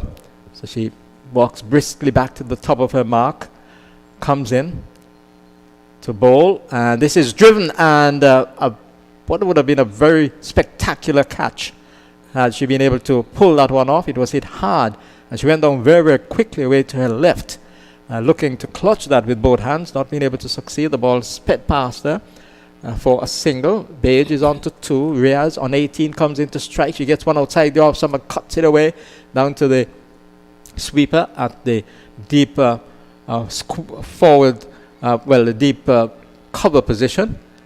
Square cover, I should say. And the score is now 89 for 7. We're in over number 18. Stafanie Taylor is in, and this is driven and dropped. It was a difficult chance. She went up with her right hand. It clipped her hand and went behind her, and they scurried for a single. That one was hit firmly, and Stafanie Taylor, very tall, went up, but not being able to hold on. Yeah, that was a valiant attempt. Caught and bowled from her bowling, so she gave a great effort a while ago. Outside the off stump, cut away. Deandra Dutton makes a dive. It's spearing at point, and the sweeper having to go around to do the fielding at that deep square cover position. Only one. That was the last ball of over number 18. So 2 overs to come. Pakistan are 91 for 7. 91 for 7. Psychologically, they would like to get up to that 100-run mark. And given the run rate so far, it may well be touch and go. Yeah, Jack, definitely. I think the spin bowlers as well, the pitch is really, if you bowl in the right areas, they give you some assistance in terms of a little turn, a little bounce, but being consistent now. If you can't use your feet and get to the pitch of the delivery, you will be in a spot of bother. And this, because of the fall of wickets so often for the Pakistani team, it pegs them back a bit. They have players that get in and get out, and it causing a bit of a spot of bother for them. When I look at the world rankings for the different teams, you can see why West Indies is 6 and Pakistan is 7.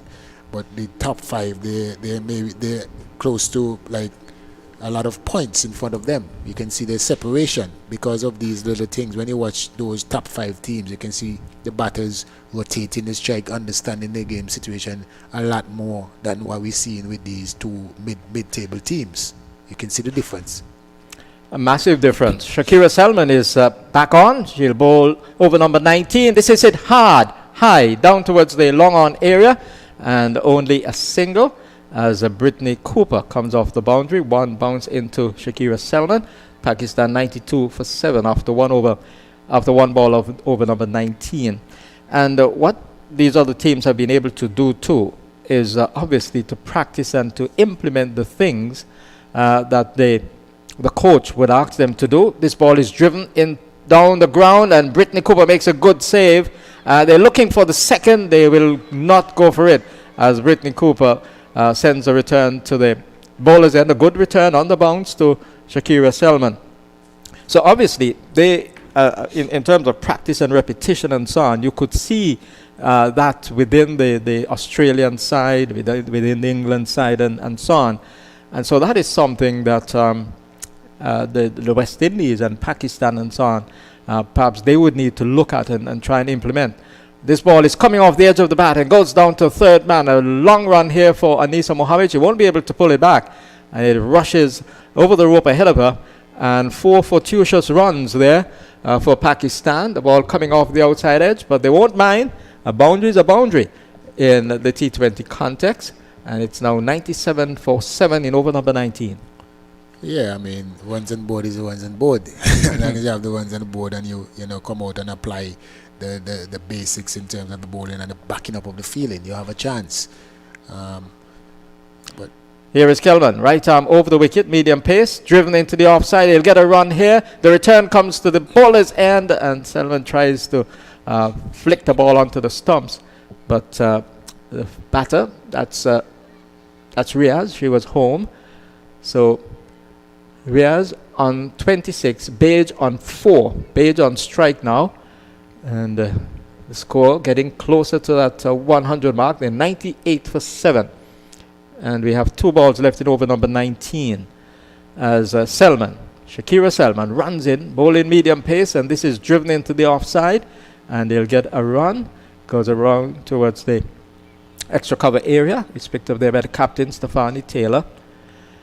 And in terms of numbers too, in those developed countries, Australia, England and so on, they have more players to choose from.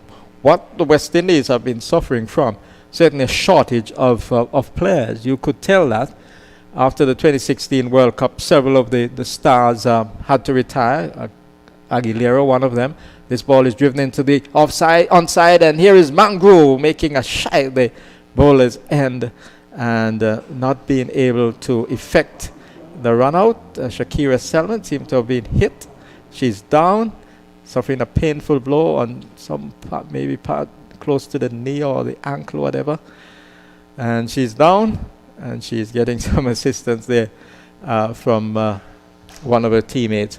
So the 100 coming up for Pakistan, 100 after 19 overs, 100 for 7. So psychologically they would be happy with that, and we'll be hoping that whatever score they finish with, their bowlers will be able to put the West Indies batters under pressure and create a situation where they can squeeze a victory in this series and prevent a whitewash. well, yeah, I mean they have the opportunity to do that because conditions here are good for batting. The sun is out. I think the pitch, is a good one as well. I saw the groundsmen came out after the first, the A team game and did a lot of work on the pitch. So the pitch and the conditions are superb. So Taylor with the final over. Ball's pushed away, and they'll go back for the second run. The return comes to the bowler's end, and it's wide of Stafanie Taylor, and they scurry back for the second. So Riaz collecting a couple on that occasion. She's on to 29, it looks like. Yes, 29 is Riaz, the top scorer so far in the Pakistani innings, and certainly will be the top scorer. She's on 29. She's giving her the charge now. Hits it down into the mid-wicket region, into the hands of the field at mid-wicket, and Riaz departs. Caught of the bowling of Stafanie Taylor for 29, and Pakistan in the last over of the innings, 102 now for 8, 102 for 8, with the departure of Riaz swinging at that delivery, but not getting it where she intended. She got it straight to the fielder at mid-wicket, and it was a regulation catch. Riaz caught by Kishona Knight of the bowling of Taylor for 29. Pakistan 9 down at the moment. 8 down at the moment. yeah, and they dug themselves in a deeper hole. even though it's the last over, you got to go. But you have enough wicket intact, and Taylor doing a very good job again. She as well, bowling what? This is a fourth over with 17 runs, Jack, and 2 wickets. So the spinners are really coming to the fore today for the Windies team. Taylor is in, and here is a chance for a stumping, and I think, she has been dismissed. She has been stumped. Giving Stafanie Taylor the charge on that occasion. She has just come in. Or is it Page who has been dismissed? But she has been stumped by wicketkeeper Kaisia Knight, giving the bowler the charge, missing it, and Kaisia Knight just having the bails off in a flash with the batter well short of the ground. That's Page. She has been stumped by Knight of Taylor for 5, and Pakistan 102 for 9 in the last over. And just like that, Taylor is on a hat-trick. Yes.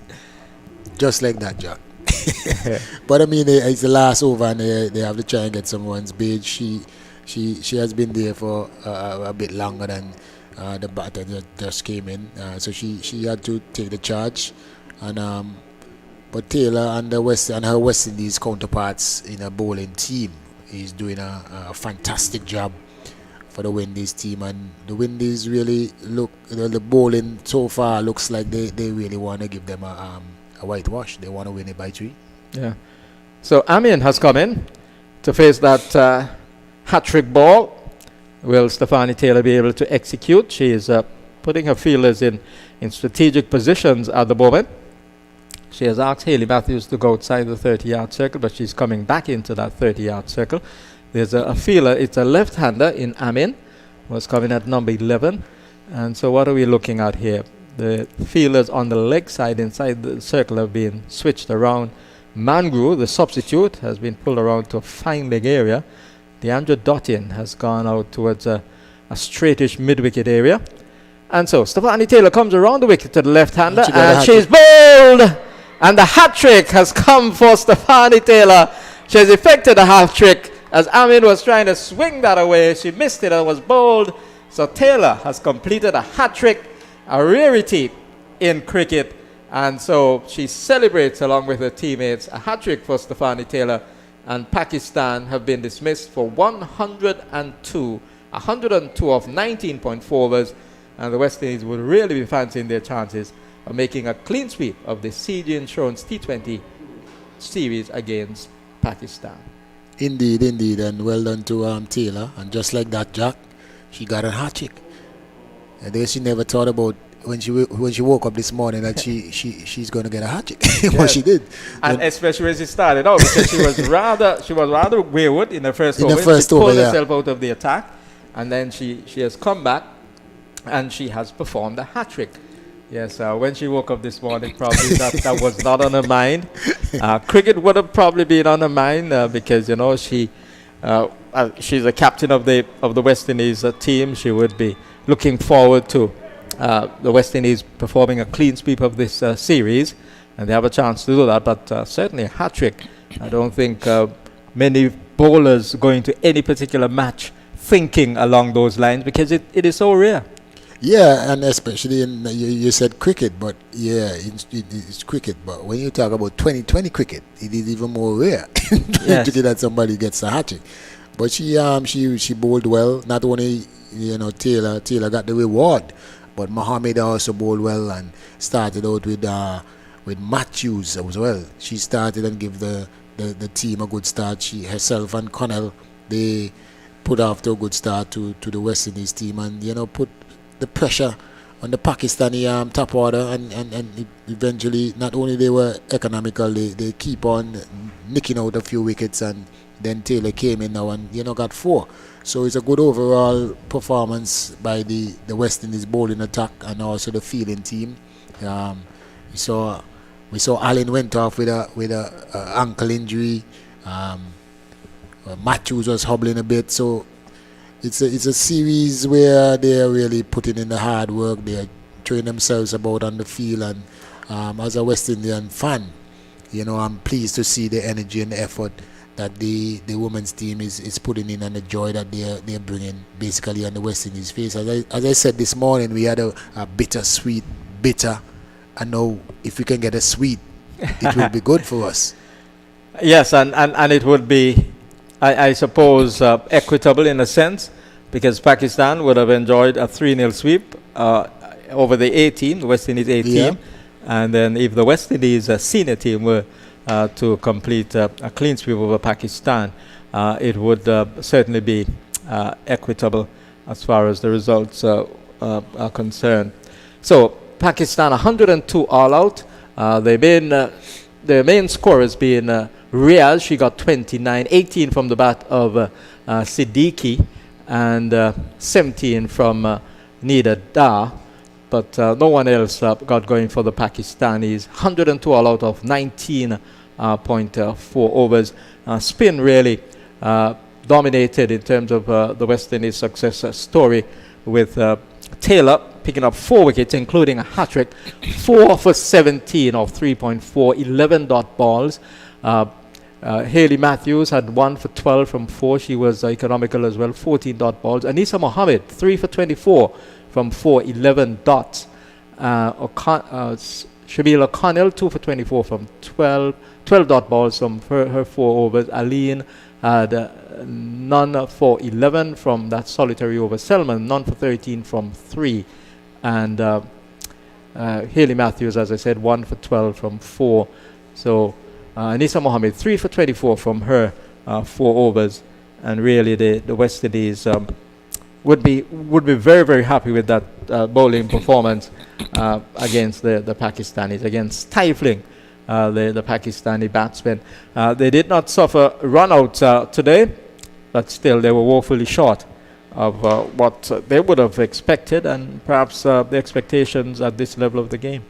Yeah, indeed. The batting performance, I think the management and the Pakistani fans, will be very disappointed with the way that the batters got out. I think the top of the batting, they fell cheaply and easily, too easily for my likings. The partnerships, there weren't any really thought towards partnerships. I think they focus more on overs instead of balls. And in this type of cricket, you have to think about balls. But every ball is an event, and the focus and the understanding of the match situation, and making the adjustment from the batting perspective.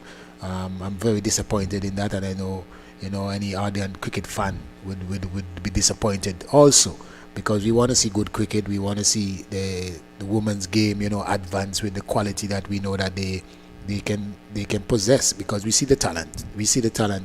And some of these girls, they are very experienced as well. So we need to see that they show that the experience that they have gained over the years. So it's an opportunity, I think, here for the West Indies team now, for them to come out, and execute their skills and finish off this series on a very positive note. Probably they can do it like how the Pakistani A team did in their final innings. I think the Pakistan A team, showed a bit of what we're talking about with the partnerships and the aggressive nature, and on top of the batsman will bat right through and see through the end, and we need that definitely from the West Indies women's team. Yes, Pakistan winning that match by 8 wickets. The West Indies A side mustering just 99, and Pakistan won by 8 wickets with 8 deliveries to spare to win that 3-match series, 3-0. Talking about promotion and the development of the game, for instance, here in Antigua, as far as a player who has reached at this level, we have only one to show in Shawnisha Hector.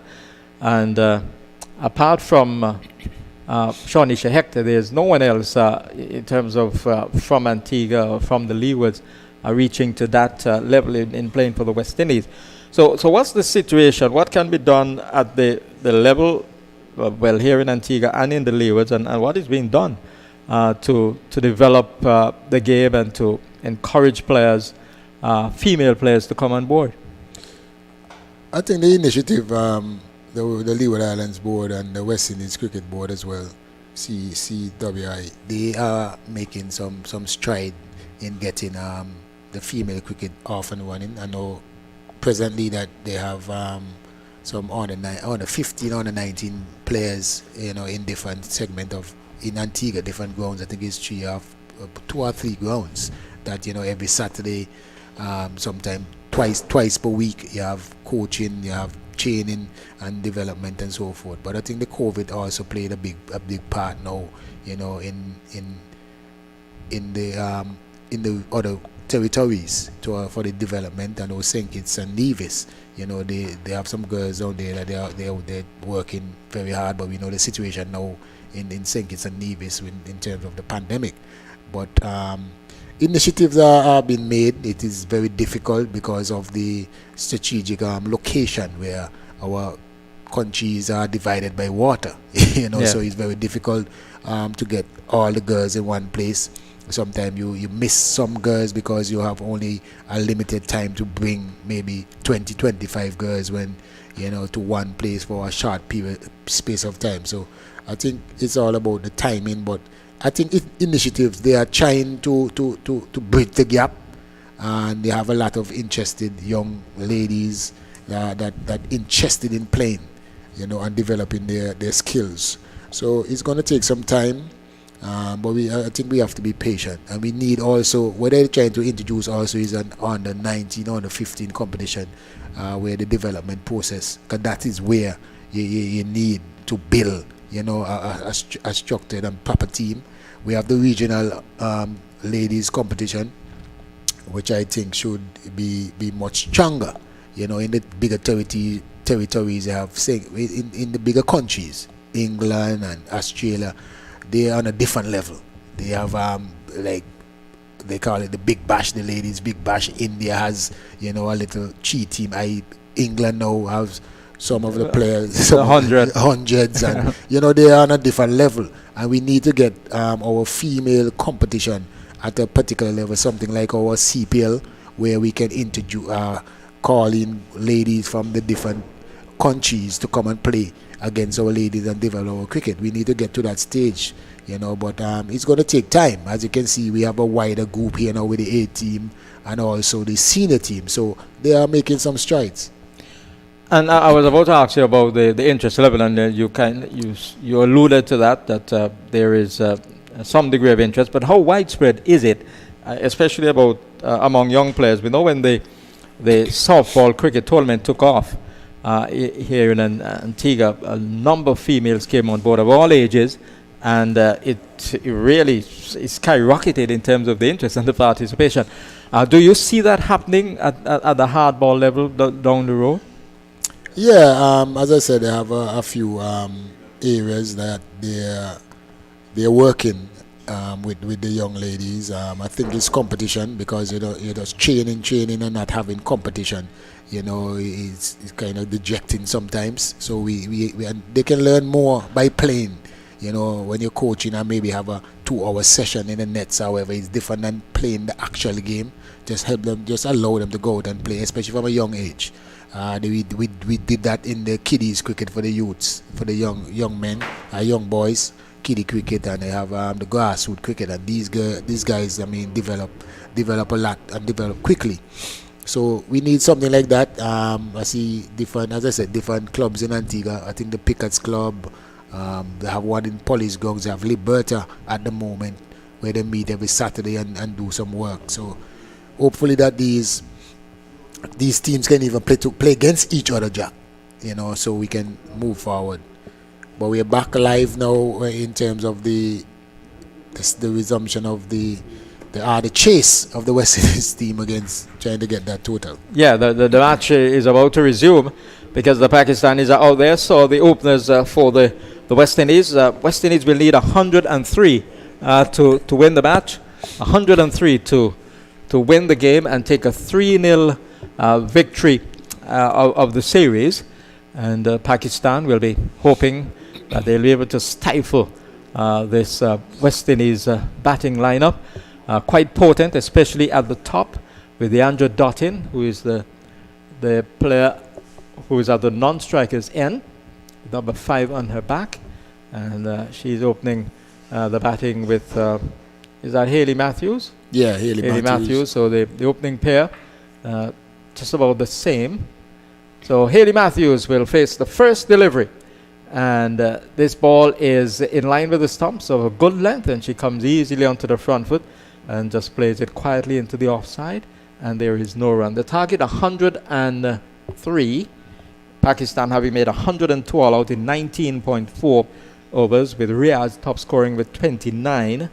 18 came from the bat of Muniba Ali, and Nida Dar made 17. So no one really got any score of substance in the Pakistani innings. So we're watching as Beige goes in and pushed away into the offside. They go for a quick single. The return comes to the keeper's end. Ball hitting the stumps. And there was a loud appeal, especially led by the wicket keeper. But the umpire said not out. Umpire that square leg position. Who is that square leg? You know the umpires in this one? I know we had two Christophers on Friday. I did not get the name of the umpires for this game. Looked to be two different umpires. Not sure. Yeah, two different umpires. We gotta get the name right now. But Deandra Dottin got home, so she'll be on strike. One for no wicket. The West Indies. They need 103 to win the match, and it's Beige who is on her way. Right arm over the wicket, bowling fast medium, and Deandra Dottin is across her stumps, suggesting there just momentarily of maybe whipping the ball through the leg side, but deciding to play very much with a vertical bat, and it went on the onside of the pitch to be picked up by the mid-on. So Beige, in the course of the first over, a ringer fielders on the offside. There's a short third man, a backward point, a cover, an extra cover, and a mid-off. On the onside, there's a mid-on, a square leg on the boundary, and a backward square, short fine leg area. This is steered away nicely by Hayley Matthews, down to by Deandra Dottin, down towards the backward point position, square third man area, and they're going to rush back for the second. Hayley Matthews is venturing forward there, out of her crease, looking for a possible third, but it wasn't on.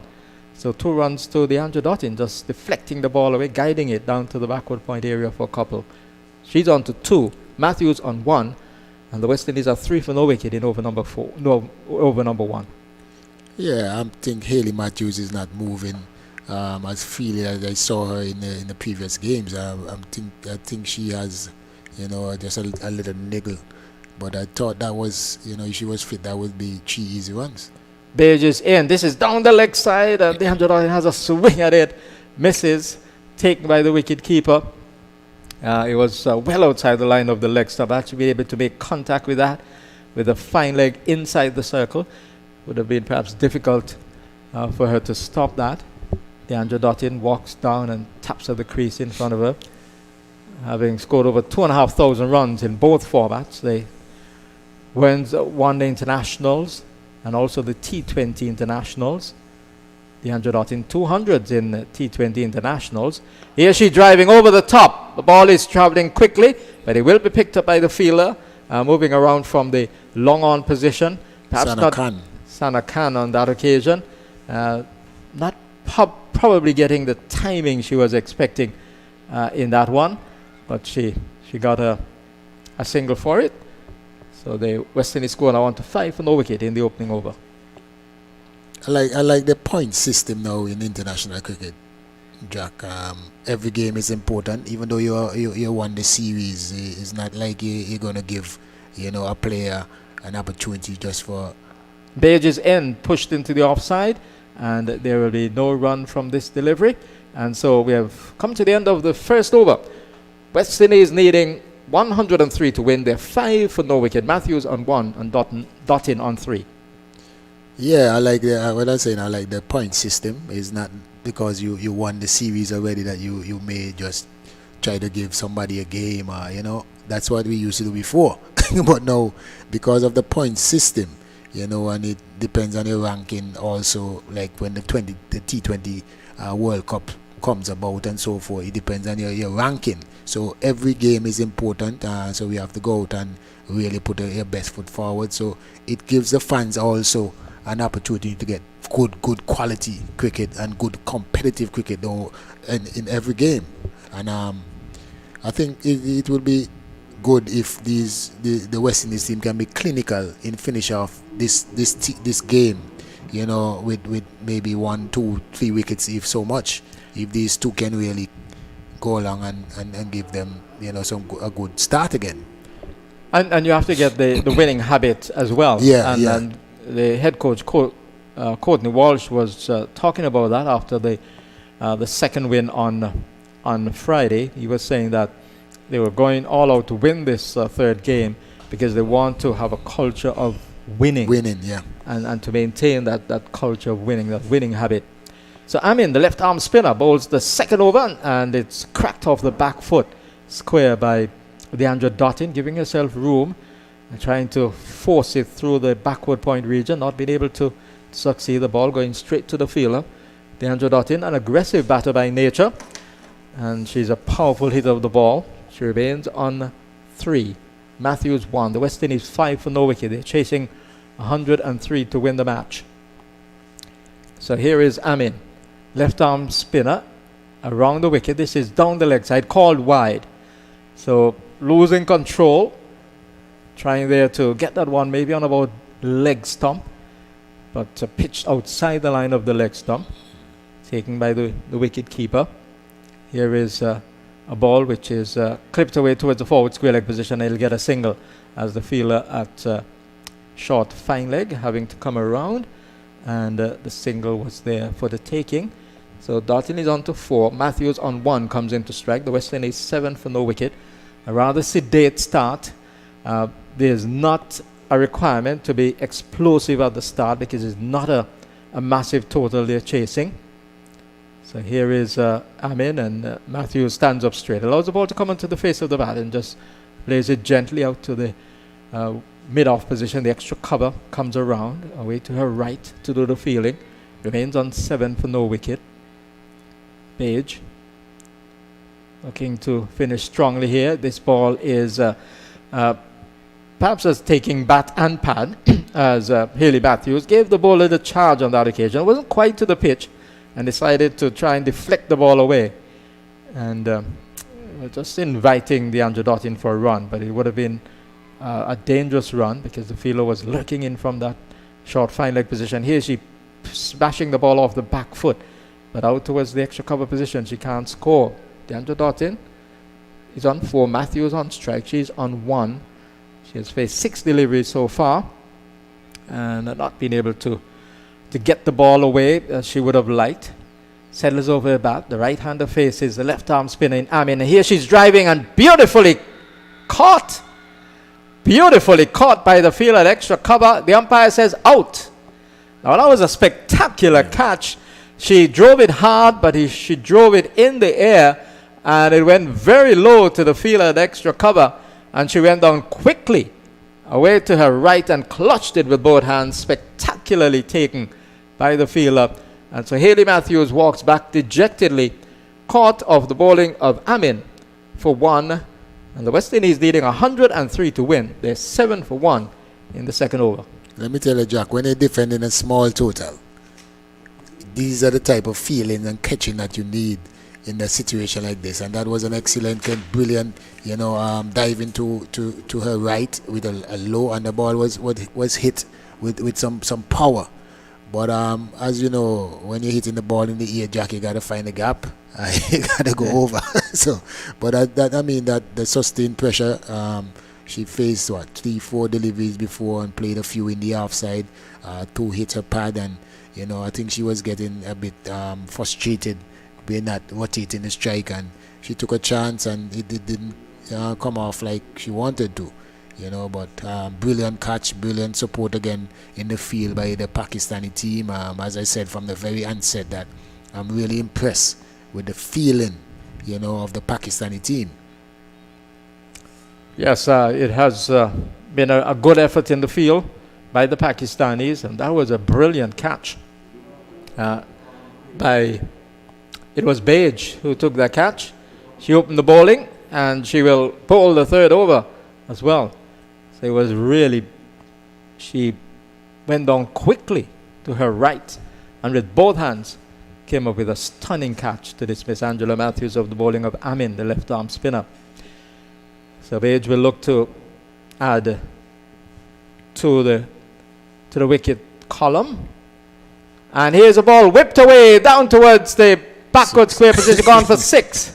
Oh, that was imperiously played by Deandra Dottin. That was a superb stroke. It was a ball up to her from Page, and she disdainfully just whipped it off her legs, and it went beyond the rope, down to the square leg, backward square leg position for 6 runs. Beautifully played, 13 for 1, the West Indies. Yeah, wonderful shot. You know, if you come in Deandra's slot, no matter what the situation is, she's gonna, and that is a brilliant shot, a brilliant whipped. Here is Page into bowl to her again, and she is on the front foot this time in more sedate fashion, just coming onto the front foot readily and playing out towards the extra cover position. No aggressive intent on that occasion, Deandra Dottin. She's in control. That is totally in control. Even the shot that she played, I mean, the fielder down there at the deep backward square, using up, and the groundsman up here using up all of the 70 yards. So it's a big, long outfield, and that one, the fielder didn't even have a chance. That tells you the power of the Deandra Dottin. The right-handed Barbadian settles into a stance again. This is cut away down to backward point, and we go away for 4. That's beautifully played. She was very much quickly onto that one, and she cut it intentionally over the top, and it went away quickly down to the backward point position for 4 runs. Deandra Dottin, that's the type of player she is. She's on to 14 from 8 deliveries, and the West Indies suddenly going at a hectic rate. They're 17 for 1 in over number 3. Yeah, a few boundaries in this over. Deandra Dottin, she's showing her strength and her power, but also a bit of finesse, Jack. She's just getting in line here and plays this one quietly into the offside, and doesn't try to do anything adventurous. She's just playing the ball on its merit so far. She has had 2 good deliveries from Page, and she has played with respect, playing in the approved fashion, and she knows that here's an opportunity here for her to really exert her qualities as a batter and to really score some runs in this match. Hasn't really gotten anything of substance so far in the series. Here she's driving, and she's out caught. Caught by the bowler. Another brilliant catch by Page. Brilliant catch again by the bowler Page. This was hit firmly by Deandra Dottin. Wow. I was just saying that she has made a good start and an opportunity here to really blossom and get something of substance. But she launched herself into a drive. She wasn't quite at the pitch of it. Hit it straight back to the bowler, and Page held it gleefully. So the West Indies losing 2 early wickets here. They're 17 for 2. And 2 of their main batters now have been dismissed. And it was a wonderful catch by Page. Deandra Dottin hit that one very, very hard, but Page was to the measure of it, and she took a very good cotton ball chance. So 2 spectacular catches, both effected by the same player. And the West Indies are in trouble at 17 for 2 early in the run chase. Yeah, indeed. 2 of their main batters, back in the pavilion, and I think when these 2, especially you have 3 main batters for the West Indies team, when you have 2 back in the pavilion, that give the team an added impetus to do, to go forward. But brilliant stuff here by Page herself. She's doing bowling and catching, and the catch before that she took, for Hayley Matthews. She really showing her capability of a good fielder. Jack, those are 2 brilliant catches, and she was in total control, especially that last one I struck with immense power. She was in total control, Jack. Yes, here is Kaisia Knight outside line of the off stump. She's out, caught on the wicket. So that one left the left-hander, and she edged it.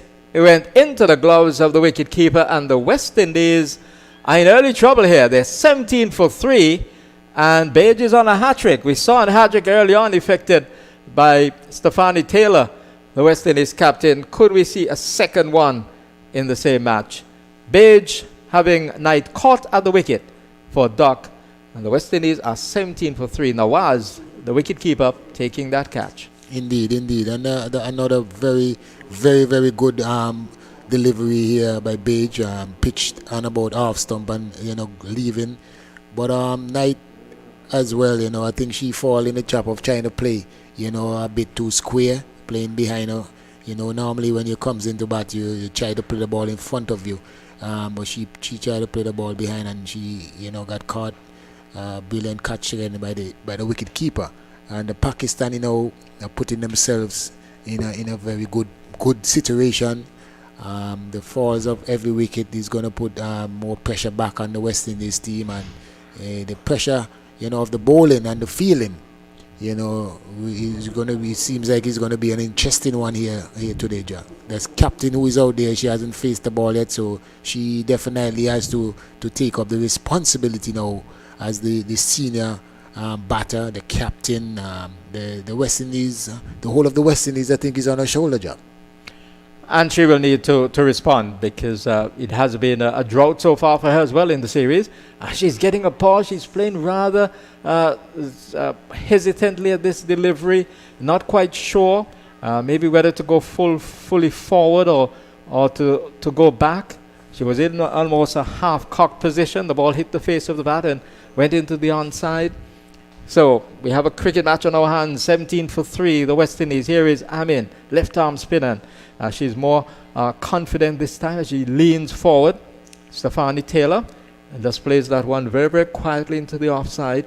Look at the fielders in the offside, in the inner circles, how they're just there, pouncing on every, not giving away anything. They're ready to pounce on anything there, Jack. A ring of fielders on the offside. Here is Amin, and she's back and pulls it down towards the fine leg area, and they will come back for the second quite comfortably. The return into Nawaz, the wicket keeper, and the West Indies pushing on to 19 for 3. Taylor opens her count with 2. Shadeen Nation has come out to join her, and these two will be looking to get a partnership. The total is not a big one. They need 103 to win the match to perform a clean sweep of the CG Insurance T20 series. Here is Amin, and this one is tossed up, and the batsman is quietly forward, Taylor, and it just rolls away towards the short mid-wicket area, and no run for the West Indies captain. It's important that the West Indies team understands that the only how that the Pakistani can win this game is by bowling out the West Indies team. If the West Indies team bat 19 point what overs, they're going to win the game. So they just have to keep wickets intact. Amin is in, and she's driving Taylor. Doesn't get past the fielder there at the cover point position. And the score is kept on 19 for 3. Dismiss Hayley Matthews for 1. Deandra Dottin went for 10, I think. And Kaisia Knight for no score. Here is a ball which is outside the off stump, and this is cut away by Taylor down towards the backward point position. He will beat the fielder well inside the bound, ahead of the field. The ball goes into the boundary, and that is 4 runs. Good timing, not a lot of power, but she timed it sweetly, and she placed it well, managing to penetrate that almost fortified offside field with a ring of fielders, and he went away down to the backward point position. So that would ease a lot of the pressure. She has had a boundary of the last ball, and the West Indies requiring 103 to win the match. They're 23 for 3, and we have had some 3 overs completed in 4 overs. We've had 4 overs completed so far. Yeah, I mean, 2 good partnerships here will I think seal this game. A good thing for West Indies team is that they brought in an added batter, in Cooper. So it's important that they get the situation is a bit away at the moment, but I think if we get a nice partnership here, this is going to be crucial. These two here from Jamaica, and they understand each other, so I think they have an understanding of what the West Indies is required at this moment. So Page is in, and Shadeen Nation gets one outside the line of the off stump, doesn't offer, and taken by the wicket keeper. Thank God she's very much back on her feet and in the side as well. She was one of the players who collapsed on Friday during that game. The other player, Chanel Henry, not playing in this game, but she's back on her feet as well. She's with the squad. So here is Page looking to move away from us at the Secretary Ambrose end, the northern end of the Sir Vivian Richards Stadium. She is on her way, right arm, medium fast, and this is steered away into the offside by Shadeen Nation, coming onto the front foot and opening the face of the bat, going out towards the cover point position.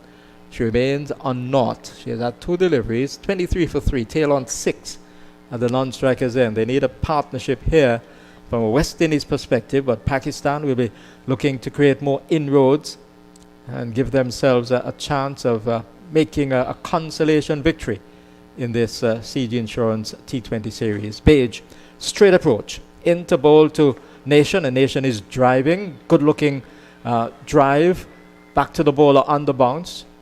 Just the momentum of the stroke carrying her out of her crease, and she had to just make a few quick steps back as Page made her do that, because she was looking for an opportunity there on that occasion to run her out. Page at the top of her mark, and we look to go in to bowl to the right-handed Nation. And Nation for this delivery is cutting and missing outside the line of the off stump. Looking there to play the horizontal bat stroke, reaching for it as well, and not being able to get it, taken by wicketkeeper Nawaz. Now, there was a player, Sylvester Joseph, who toured the Caribbean with the Pakistan team in 1977 as well, when you were maybe a toddler. I'm not sure. I wasn't you wasn't born yet. as yet, right? Yeah. Yeah, you weren't born as yet. You're right. Yeah, it seemed like yesterday. Yeah? Here is Page into bowl, and this is whipped away down towards the square leg position. The ball traveling in there for a long time. The fielder there coming around to do the fielding, and she got a single. So Shadeen Nation is off the mark. She's on 124 for 3. Yes, because we're old, and you know, time travels very, very quickly, Sylvester Jones. And when we were following cricket, we were really following cricket, and we had a series a year, so you remember everything about that series. There's a player by the name of Sarfraz Nawaz. He was a fast bowler. He had the ball, could get the ball to swing almost both ways. He was very successful in England, especially. So this Nawaz, I'm wondering if she's related to Sarfraz Nawaz, the wicketkeeper in this Pakistan team. Ball is clipped away down to the short fine leg position, and there is no run. So we've had some 5 overs completed. The West Indies needing 103 to win. They're 24 for 3. Taylor is on 6. Nation on 1 more from Sylvester Bouncing Joseph, and then the voice of Vernon Springer.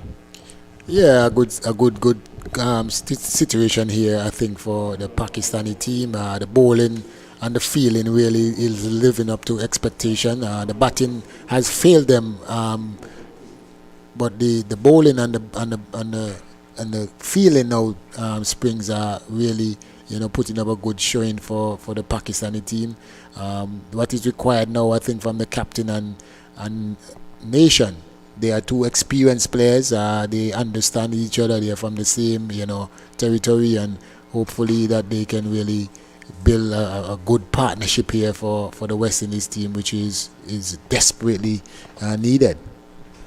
Talking about game awareness, Sylvester, I think that is more than anything else needed at this time as we speak. So in terms of what's happening,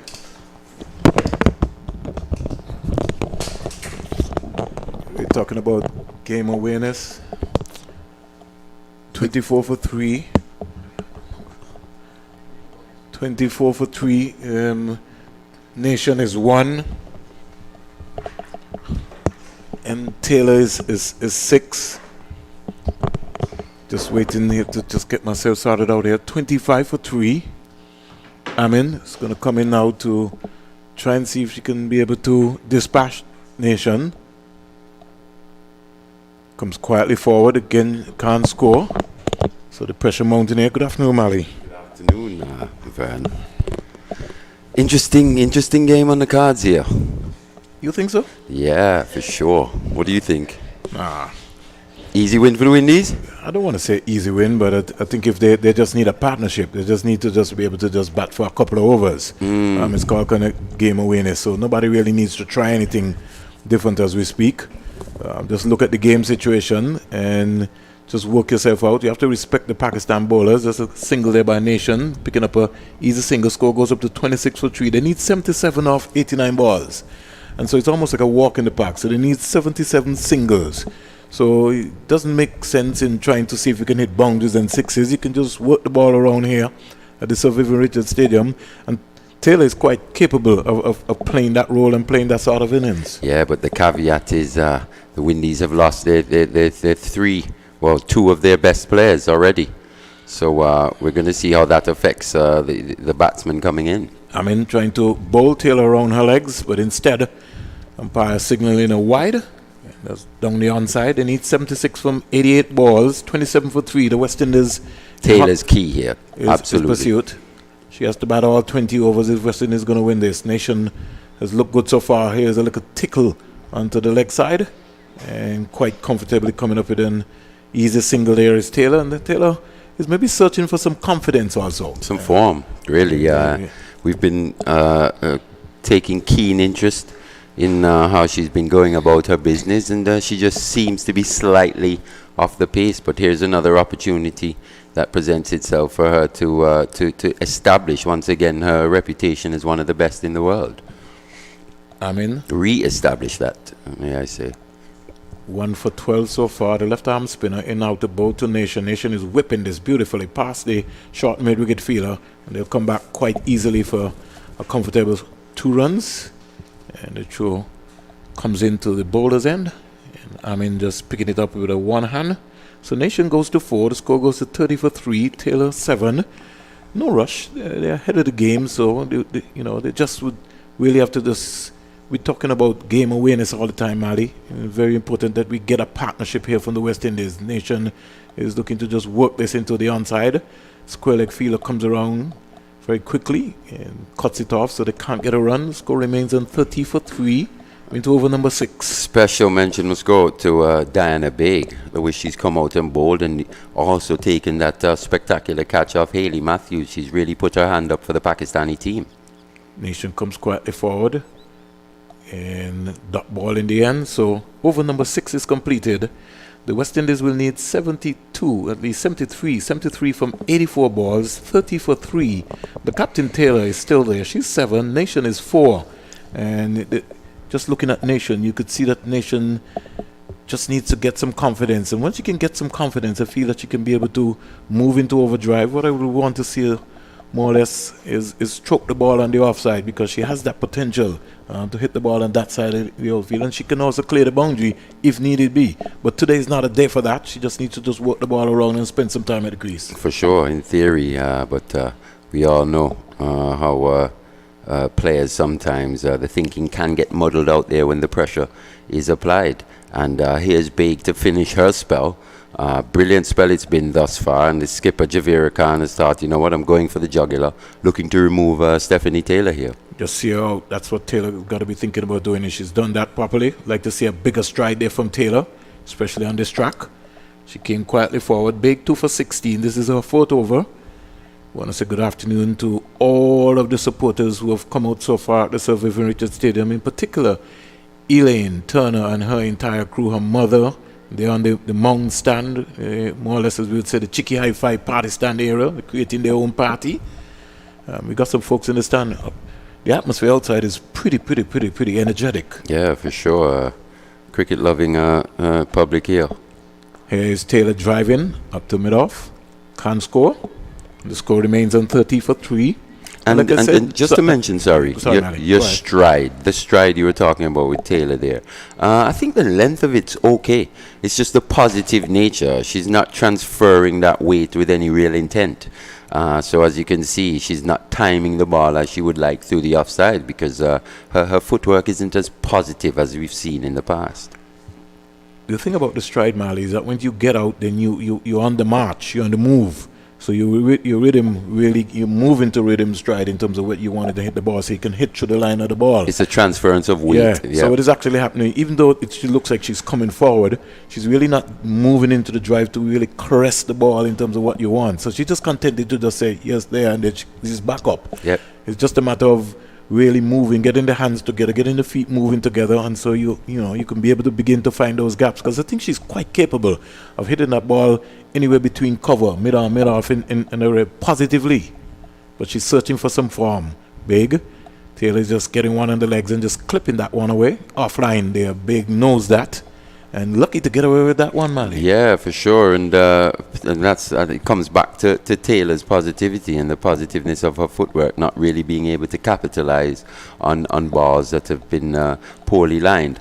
But she's still there. And like I was saying, you've got to be in it to win it, and she's still there fighting for her team. Nation just has to get acclimatized again to the conditions up at the Sir Vivian Richards Stadium and play a supporting role for right now. 72 off 80. Nation comes quietly forward to a delivery, bang on target, and so she can't score. She's on 4. Spend some time at the crease, and then the game becomes easier. You can't finish the game in 12 overs, in 15 overs. Exactly, and spending time at the crease in T20 cricket entails rotation of the strike. It doesn't mean you just get in and block and you're not rotating the strike, because with each dot delivery, the pressure rises. Diana Big will be looking to end on a high note. 2 for 17. Here is Nation punching that to cover, can't score. And a magnificent spell by Diana Big. She receives a good standing ovation. That's for sure. She took 2 excellent catches so far. I mean, the ball on cart. If anybody hit it back to you and it's DeAndre Dottin, you're certainly not going to drop that. And she certainly did not drop that. But I think the first catch off Haley Matthews Spectacular. Was brilliant. So Big has completed her spell. 4 overs, no maidens, 17 runs, 2 wickets. Lovely spell by Big. And Pakistan Javera Khan will be very pleased with what she's seen so far from Diana Big. Oh yeah, she's properly fulfilled the faith that's been shown in her by Javera Khan. She's put her hand up. She's got the two big wickets, and she's also played a hand in the removal of the dangerous Haley Matthews. Couldn't ask for much more if you're Javera Khan. 7 overs bowled so far. The West Indies women's team, to clean Pakistan in this series, they need 72 from 78 balls. They need 72 singles. That's how easy it gets. It doesn't get any easier than that. Taylor comes quietly forward, and I thought that she could have been able to pounce on that, Mal. It's almost in the air long enough to be able to just meet it on the full and head it down to long on. And that's exactly what we're talking about. Playing safe in the T20 game entails shots like that, you pushing the ball down the ground for 1 run. Rotation of strike is absolutely key. The left arm spinner Amin is offline, and Taylor is just sweeping around and more or less just paddling it around, coming around nicely, and they're looking for 2 runs quite easily. Taylor's body language, I don't know if something is wrong with her left foot, Mali. I keep looking at her all the time. She was juggling coming down there, and you really didn't get that big massive stride. She doesn't look 100%. I mean, you're never 100%, especially when you're playing international cricket and high intensity sport like this, but she doesn't look herself. She picked up a hat-trick, so that should be good confidence for her here. So just easing into this one and just driving this ball up to mid-off, picking up an easy single. The fielder had to go to her left, and that was very well run. Taylor goes to 11. Nation, who's on 4, comes in to strike. The West Indies need 69 off 75 balls. This is Amin's 4th over, 1 for 17 so far. So the wicket takers, all the West Indies have to do, Nation have to do, is don't give her a hand away. Don't give her anything in that column at all. Amin, left arm spinner. She thought the ball's a little round arm. Mali, here's a flight to delivery. Ooh. That's hit Taylor. And Taylor is out. And when I say out, I'm talking about the hit there from Nation. It was a straight drive in the air. I don't know if it caught her on her elbow, but she was trying to scamper out of the way. So too was Amin, trying to see if she could be able to take the return. Taylor is up, and good team spirit between these 2 teams, the Pakistan cricket team and the West Indies women team. Khan coming across very quickly and just helping her back up there. And the Warrior Taylor continues to fight for the West Indies. They need 69 from 74. Yeah, almost another scary incident there for a West Indian player. We've seen quite a few injuries in the last couple of days, the last few days here, Vern, and good to see Taylor up on her feet. Well-timed stroke from Nation. Probably would have picked up 1, maybe even 2 runs, but Yeah. Bubble life is not easy, Yep. Mali. Yep. So you got to It's understand rough. these girls have been in camp for a long time, well over nearly 2.5 months and still working. So you'll understand the pressure. Here is Nation just working this onto the leg side, and she's thinking about coming back for 2, but she hesitated. And in the end, she didn't bother with that one. I also think it's what's required at this level. Yeah, long intensive camps. You're playing international sport. You're representing your nation. I think it's the least you ask is big effort and physical and being meeting the physical requirements that are asked of you. Sidra Amin goes past the umpires, in now to bowl to Taylor. Taylor comes quietly forward, change her mind. I'd like to see her get to the pitch of that delivery, Mali, and hit that inside out over cover. You can It's tell there. she's not confident. Yeah, she's it's not right confident. there. Over number 8 completed. Sidra completed her spell. 4 overs, no maidens, 18 runs, 1 wicket. And that's to complement with Diana Baig. 4 overs, no maidens, 17 runs, 2 wickets. These been the wicket takers for the Pakistan team. West Indies needs 68 runs from 72 balls. 35 for 3 at the end of over number 8. Taylor is 11, Nation is 5, and Pakistan in a little bit of a trouble here. Yeah, Pakistan have the Windies in trouble, I think. We know what's to come. Windies don't bat particularly deep. Taylor and Nation are 2 of the last recognized players that we think have got that ability to find the still got boundaries Cooper. regularly. Sorry? We've got Brittany Cooper. We haven't seen it. We're Okay. talking about what we've seen. Okay. Yeah, with the ones that have looked like they can clear the boundary and find the boundary. So it's a lot of pressure. That's why I say it's a lot of pressure, considering what we've seen in this series thus far and what's Still to got pressure come. on the night to come. Yeah, I mean, but we'll see. I'm smelling a Vitamalt bet here. I'm just there's no Vitamar bet because you're going to lose that one Oh, today. really? Yeah. You think so? Let's see. Sana will start, goes past the umpire, in now to bowl to Nation. Nation is just whipping this out to the deep backward square leg fielder and we're picking up a couple of runs quite easily. Fatima Sana, a little bit offline right there. But the ball is coming off of Nation's bat sweet. That race down there. It has done all series, actually. She just clipped that. It's now the other part around her game which she needs to work on is that batsmanship, that art of finding the gaps, that art of rotating the strike, and also having the physical fitness to run hard and run long. 37 for 3. Nation is 7. Taylor is 11. The West Indies need 66 off 74 balls. This is Sana's first over. As she bongs away now to bowl to Nation. In now, bowls to Nation. Nation is driving beautifully up the mid-off, can't score. And that's a good cricket shot by Nation. She always looks positive.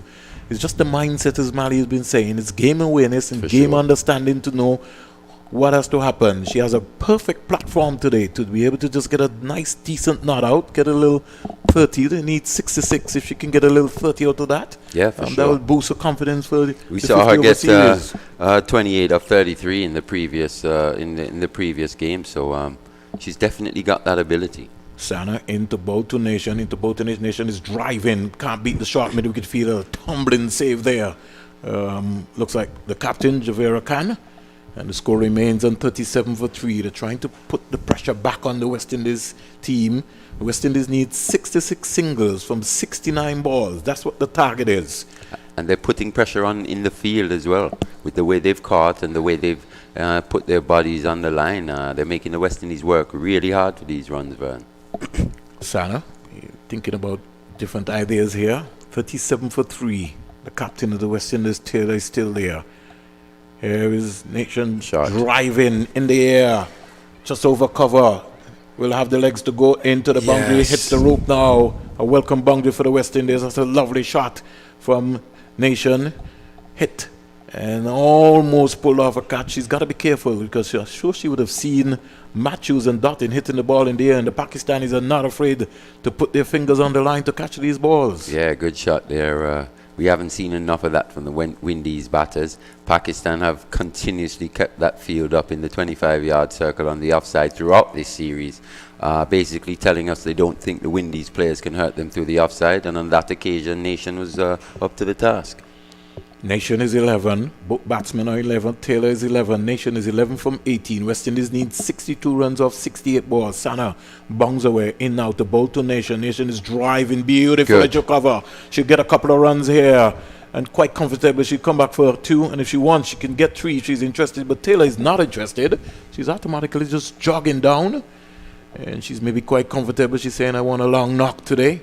So spend some time right here. And that's what we're talking about from Nation, that in that middle gear, you know, not just being a block or hit, finding that middle ground in terms of stroking the ball into the gaps and coming back for 2 runs. Brilliant batting there by Nation. 43 for 3. Nation goes to 13. West Indies needs 60 from 67 balls. Sana's first over so far cost her 8 runs, and it's not looking too well at all. And in fact, it's not completed as we speak. Still a delivery. Long on. Fine leg. Deep backward square fielder. Sana comes into bowl to Nation. Into bowl to Nation. Short. And Nation is pulling that 4 runs. That's a lovely shot. She pounced on that. Her eyes opened up. It was a bad length delivery. And Nation, in good touch, just pulled that away. There was no fielder at mid-wicket. And the score shots up to 47 for 3. Nation goes to 17. Taylor is on 11. And at the end of 9 overs, the West Indies are 47 for 3. They need 56 from 66 balls. So I told Mali, I won't be betting him a bite tomorrow today. I know I owe him one. Yeah, you're acting like you've already paid up. But no, I'm not going to. I have to bring you back tomorrow. Sana, not a good over there by Sana, but good batting from Nation. Especially on that last delivery. Sana would have been hoping to come out of that over without any further damage, but pulled it down a bit too short, and Nation rocked back onto the back foot, played a beautiful pull shot way in front of square. That told you just how early she picked up the length, and brilliant batting from Nation. We saw very good batting from Nation in that over there, Vern. But just to show you how the pressure has eased a little bit, if we check in terms of the Pakistan 2 bowlers so far who have gone before, we would have got Diana Baig, 4 overs, no maidens, 17 runs, 2 wickets, and Sidra Amin, 4 overs, no maidens, 18 runs, 1 wicket. That first over by Sana cost 12 runs. Yes, and what we did see in the previous games is at times the bowlers actually bowl well in partnerships. Sana has come on there, Baig, and Baig did a brilliant job earlier on, but Baig and Amin, brilliant job, but Sana has come in and just slightly released that pressure again. Trump card for Pakistan comes on, Nida Dar. Yep.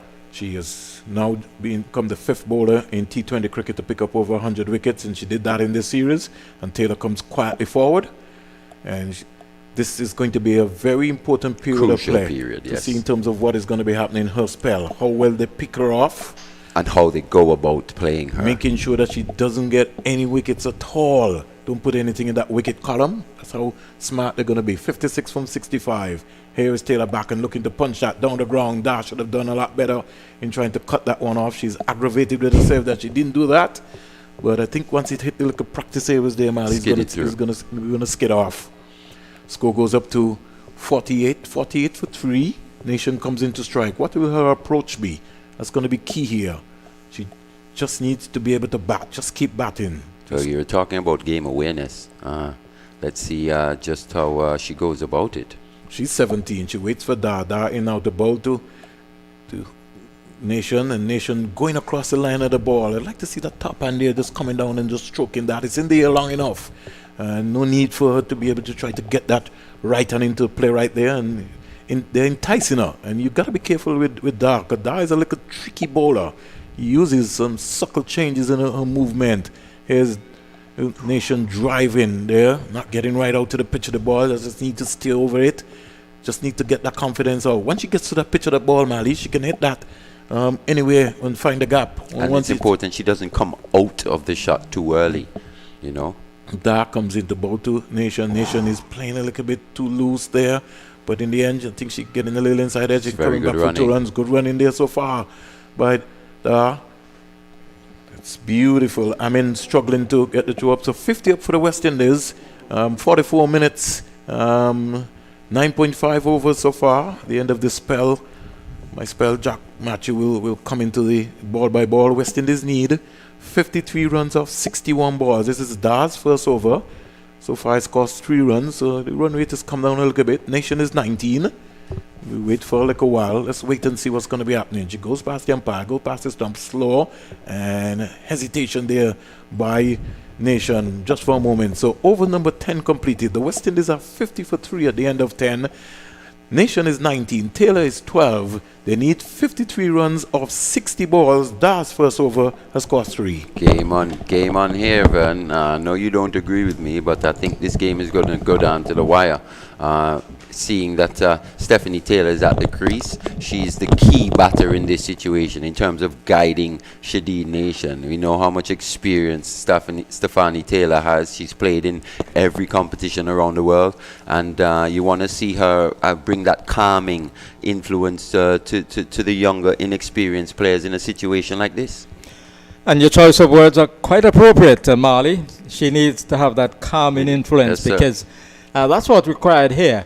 They will need to exercise patience, game awareness, and because of her experience, she should be the one batting through to the very end. She can ill afford, from a West Indies perspective, to give it away at this particular point in time. 100. Yeah, so they need 53 from 60. 50 for 3 is the score. We're at the halfway point of the West Indies reply. Taylor is on 12, Nation on 19, and it will be Taylor who will be on strike. Sandhu looking to come between the umpire and the stumps. She's around the wicket, and here is Taylor dabbing the ball away down towards the short third man area. A diving save effected by the Pakistani fielder in that position, and the batters camper a single. So the Pakistanis on their toes. They realize they have a chance here to get a consolation victory, to certainly give them a morale boosting victory, because they would be down in their spirits at the moment after being battered in the first 2 games. Here is Sandhu, diminutive left arm spinner outside the off stump. Shadid Nation is beaten as she goes back, perhaps undone by the pace of that delivery. Came on to her perhaps a little bit quicker than she anticipated. So this spinner going between the umpire and the stumps. A reminder of El Camino Willett, who was a million years before your time, Marley. Yes, sir. His ball is hit off the back foot out towards the mid-off position, traveling too quickly for the 2 batters, Stafanie Taylor and Shadid Nation, to cross. So the score is kept on 51 for 3. We're halfway through the 11th over. The requirement now 52 from 57. Here is Sandhu, and it's driven down the ground by Shadid Nation down to the long on position, and the fielder coming off the boundary. That is Rauf. El Camino, before my time indeed, but I'm actually quite close to the Willett family, Akito and Tonito in particular. We've played cricket throughout our lives together. Yeah, Sandhu is up to the right-handed Stafanie Taylor, and she drives nicely down to the long on position. Again, Rauf is there to do the fielding. El Camino Willett had the distinction of being the first Leeward Islands player to represent the West Indies. He made his debut in 1973 when Australia came to the Caribbean. El Camino Willett from Nevis, left-arm spinner. He was quite an accomplished Lauder batsman as well. This is steered away down to the backward point short third man area by Shadid Nation. Over number 11 has come to an end. 53 for 3 is the West Indies score. They need 50 from 54 balls to make a clean sweep of the 3-match CG Insurance T20 series. And being the first Leeward Islander to represent the West Indies, it's a good indication of just how good he was at that time, considering how hard or difficult it was for Leeward Islands players or combined island players to break into that West Indies team. It's just a good indication of just what a good spinner El Camino really was, and almost ahead of his time. Yes, it was a period as well when we had the Shell Shield competition, the regional first class competition. He was one of those bowlers who came on, who give the ball a lot of flight. He had the arm ball as well, so he was quite deceptive with that. Bit of a magician. Got a lot of wickets in the Leeward Islands cricket tournament. So here is a ball hit in the air. The fielder is running back. Will she be able to get there? It's going to be difficult. No, she does not get there, and they'll sprint back for the second. So that was Taylor looking to go over the top, perhaps just getting on with a little bit too much. But it was a good offer, Jack. Yes. You like to see that, just expanding her game a little bit and just being that little bit more positive, looking to put the pressure on Dar there. So Taylor is on 16 from 21, 48 needed from 53, 55 for 3. And here is a ball which is swept nicely down to the fine leg area, and they'll come back for the second run as the return comes in from Raouf at that fine leg position. She was at backward square, having to run a long way to her right to collect that one. 46 now needed from 52. Taylor is on 18, Nation on 20, 57 for 3 is the West Indies score in over number 12. The target 103 for the West Indies on a sunlit afternoon here at the Sir Vivian Richards Stadium as Dar comes in, and this is driven and cricket. beats the fielder. Taylor driving down the ground well, some fluent looking drives and beating the diving Dar, and so she gets another run. She's on to 19. And the West Indies 58 for 3, 45 from 51, the target. Good batting from Taylor on that occasion. Really positive footwork, something we'd mentioned earlier. And we said that Taylor possibly should be the calming influence. I think if anything, Nation has come in and relieved a bit of pressure on Taylor with the way she's looked to be aggressive and found the boundary. She's now looking, and she's caught. Looking to be aggressive, but she played a horrible stroke. She was trying to swing the ball into the onside, and it wasn't quite there, so she offered a gentle return catch to Dar. Dar gleefully accepted it, so Nation has been caught and bowled by Dar for 19, made of 23 deliveries, and the West Indies are 58 for 4 in over number 12. And there is such a thing as the commentator's curse, Jack. I was just talking her up, talking about how well she had played, and losing a wicket at just a bad time for the Windies. You know, considering the game situation, we're talking about game awareness, who the bowler is, Nida Dar, a major threat, maybe the class player in this Pakistani lineup, and Nation just giving her a soft, giving her wicket away in a soft manner there. Windies now 58 for 4, and pressure right back on. And a lot of pressure on them as well. Taylor will be trying to encourage each batter who would come out to join her, presuming that she would be there until the very end, whether they lose or they win. She'll be trying to encourage them to be level-headed in the approach, not to panic, because we have seen some loose batting by the West Indies so far. First, it was Deandra Dottin. She should have really cashed in this afternoon. For sure. She was looking good, but she was forcing at the end when she got out. It was unnecessary. There's no need. It was a great catch, but there was no need to do that. She had already had a 6 and a 4 during her brief stay, and it was a case of taking control. Yep. She did not. So here is Dar into the new batter, who is Kaisia Knight, the wicket keeper. Kishona Knight, her it was a twin sister. Twin sister, They yes. departed early on.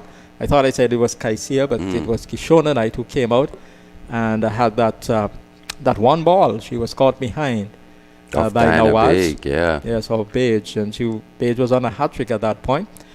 Dar is in, and this ball is driven in the air but falls into no man's land down to the mid-on position. The long on comes off the boundary. Almost a nervous little push at that delivery by Kaisia Knight, and she got a single for it. So she retains the strike, 59 for 4. The West Indies require 44 of 48 deliveries, and it is getting tight with each delivery. That's for sure. And you said something earlier about taking control. This is the stage of the game where Stafanie Taylor has to take control. She has to be looking to. She's been there now for what? 23 deliveries. She is the captain. She is vastly experienced at this level, and she's got to be looking to take most of the strike and bring the team, lead the team home.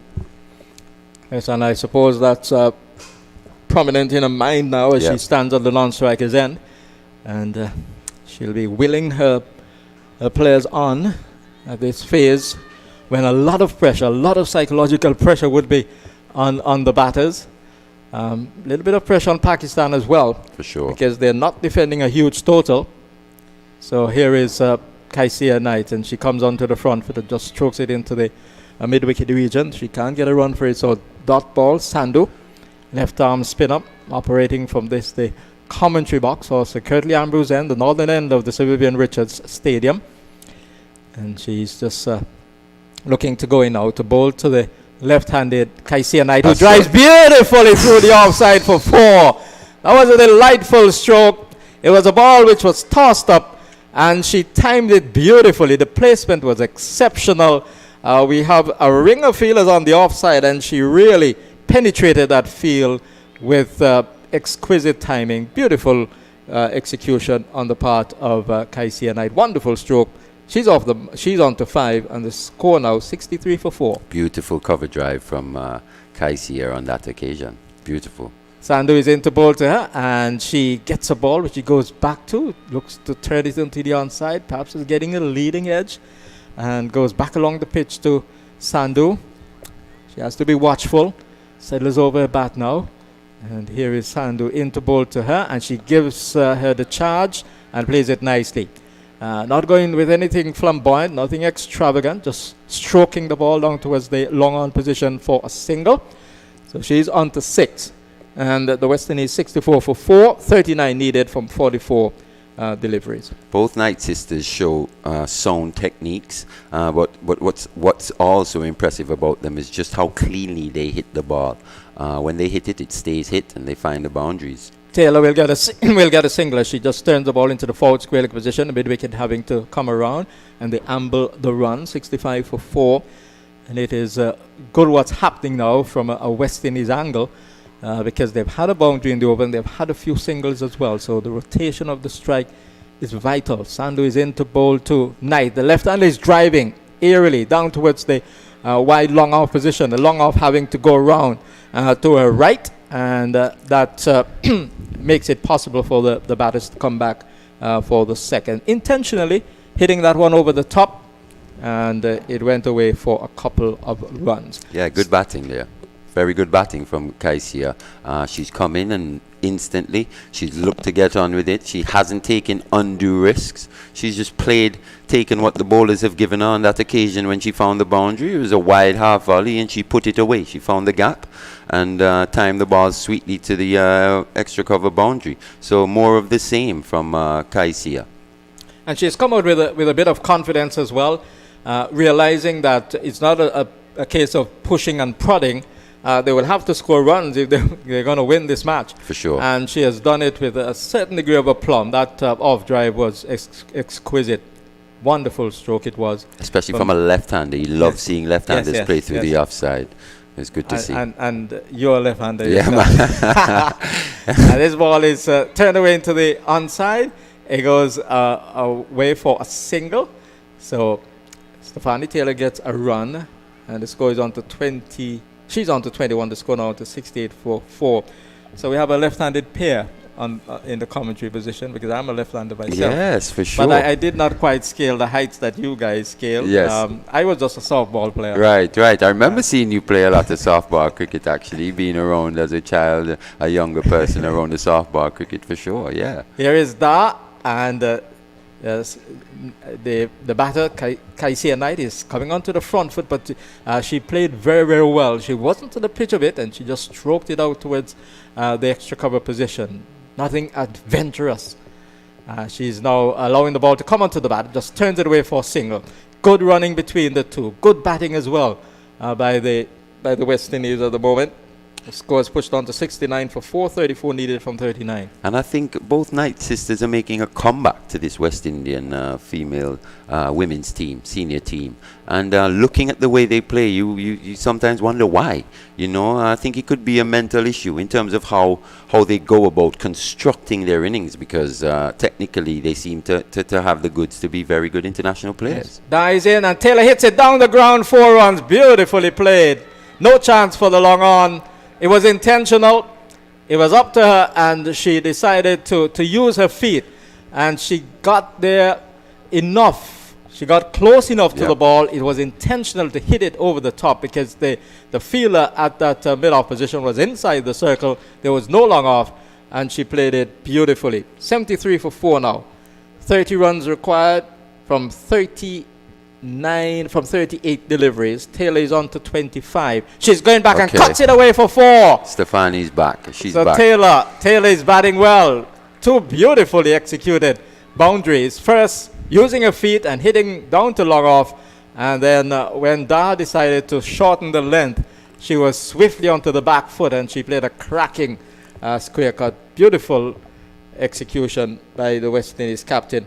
77 for 4. She's on to 29. The West Indies need 27 from 37. And if you're a West Indian cricket 26, sorry. Yeah, if you're a West Indian cricket fan, that's exactly what you want to see. Stafanie Taylor being positive. Here is Dar into Bolter and she's forward. They'll get it. No, they won't go for the single. They thought about it, but they decided not to. The ball just turned away into the forward square leg position. So we've had 14 overs completed. The West Indies are 77 for 4. Taylor has 29. Kaisia Knight is on 9. 26 runs needed by the West Indies of 36 deliveries. Yeah, and the job's not done though. She's nearly there, but she's got to be there at the end, or pretty near the end, Jack. We know Pakistan will still think they've got a chance here if they can remove, especially Stafanie Taylor. They'd think, hey, we've seen this team also collapse middle to lower order, so they'll still think they're in with a chance. And they should feel that way. Yeah, for sure. Based on still a long way to go. Based on what we have seen in T20 cricket, not only at the women's level, but also at the men's level all round as well. Yes, we know teams can capitulate very, very quickly. And so the West Indies will be hoping that these two can carry it home for them. Sana's going to have to be better than what we saw before, though. That 1 over going for 12. She came on at a time when Baig and Amin had the West Indies not down, but strangled a little bit, and she relieved that pressure. So she's going to have to rectify that here. She's in, and it's pushed away towards cover point. No run. Kaisia Knight, the left-hander, going across the stumps and just stroking that ball, pushing it away. It was a good length delivery, so Sana has made a good start to this second over. Kaisia Knight will be looking to continue to exercise a certain amount of discipline and a certain amount of good judgment that she has done so far during the course of her innings. Sana is into Bolter and she turns it into the onside to get a run because the fielder at mid-wicket has to scurry away to her left. That's Beige, and they were quickly off for the run. So the communication between the two has been good as well. Yeah, it's been really good batting. Good little partnership here between Kaisia and Stafanie. Just looking to take what the bowlers give to them, not really taking any risks. If it's a bad ball, you put it away. And if it's a good one, look to put it into a gap and get 1 or 2. And so far, they're doing that job. And Kaisia almost going out a runner ball, 10 from 11, tail on 29 from 28. Comes into strike, and the right hander is forward. And he goes straight towards the straight mid-wicket position. And there is no run. Good comeback from Sana here. Just the 3 deliveries for the 1 run. We saw her go for 12. And it was at a crucial time as well, just relieving that pressure. But she's come back here thus far, and she should be hoping to escape out of this over without giving away any boundaries. Yeah, the odd dot ball would not be particularly unsettling for the West Indies because they have more balls than runs at the moment. Yes, for sure. Here is Sana into bowl to Taylor. Taylor gets a slow ball, waits on it and drives, but just gets it as far as the wideish mid-on. Straightish mid-wicket fielder. She's been positioned there for that stroke, and she has fielded the last 2 deliveries. But that was a good delivery from Sana. Good skills, isn't it? Yes, she delivered that one, but Taylor was watchful. Had she not been, could have seen her snubbed done. through, yeah, for sure. She delivered it with the same quick arm action. Well disguised slow delivery there. And we saw it from here. Yeah. Yes. This is a quicker one, and it's driven, and it beats the fielder. The diving field at point, they've crossed for 1. They'll get only 1. The ball going just about 10 to 12 yards beyond the 30-yard circle. 1 more to Taylor. She's on to 30 from 31. 79 for 4. Kaisia on 10 comes into strike. 24 runs needed by the West Indies of 31 balls. What has been brilliant to see from both sides, not only just these senior women, but also the A-team women, is just how they put their bodies on the line. You know, diving, looking to save runs and take spectacular catches. It's great to see, and it's only going to get better as this female game grows. Yeah, it has become a part and parcel Yes. of the game. I remember in the days gone by, you would see just it. allow the ball to go. Yeah, now everyone is just long time ago, you would allow the ball to for go. sure. But now they're diving as if Very athletic. it's the beach. Mm.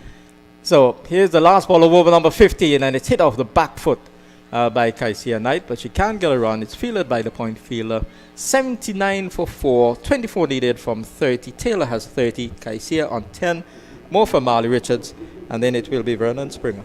Yeah, very good stuff there from Sana. She's come back really well, only managing to give away the 2 runs, but West Indies in control at this point in time, I would say, Vern. As you take your seat, I'm starting to be more on your wavelength in terms of just the West Indies cruising home in this game. But not quite. It's not yet over. With Taylor at the crease, yes, West Indies are favourites, but 1 wicket here could still change everything. Good afternoon, Mali. Afternoon, sir. Are you a little bit surprised with that? I wouldn't say surprised. I'm just Once Taylor is there, everything is safe. And what we've seen from her before, you know, is just Didn't a give little us bit. any confidence that you felt like something but could be going. she's come to the party thus far. Lame effort, weak effort from Nation.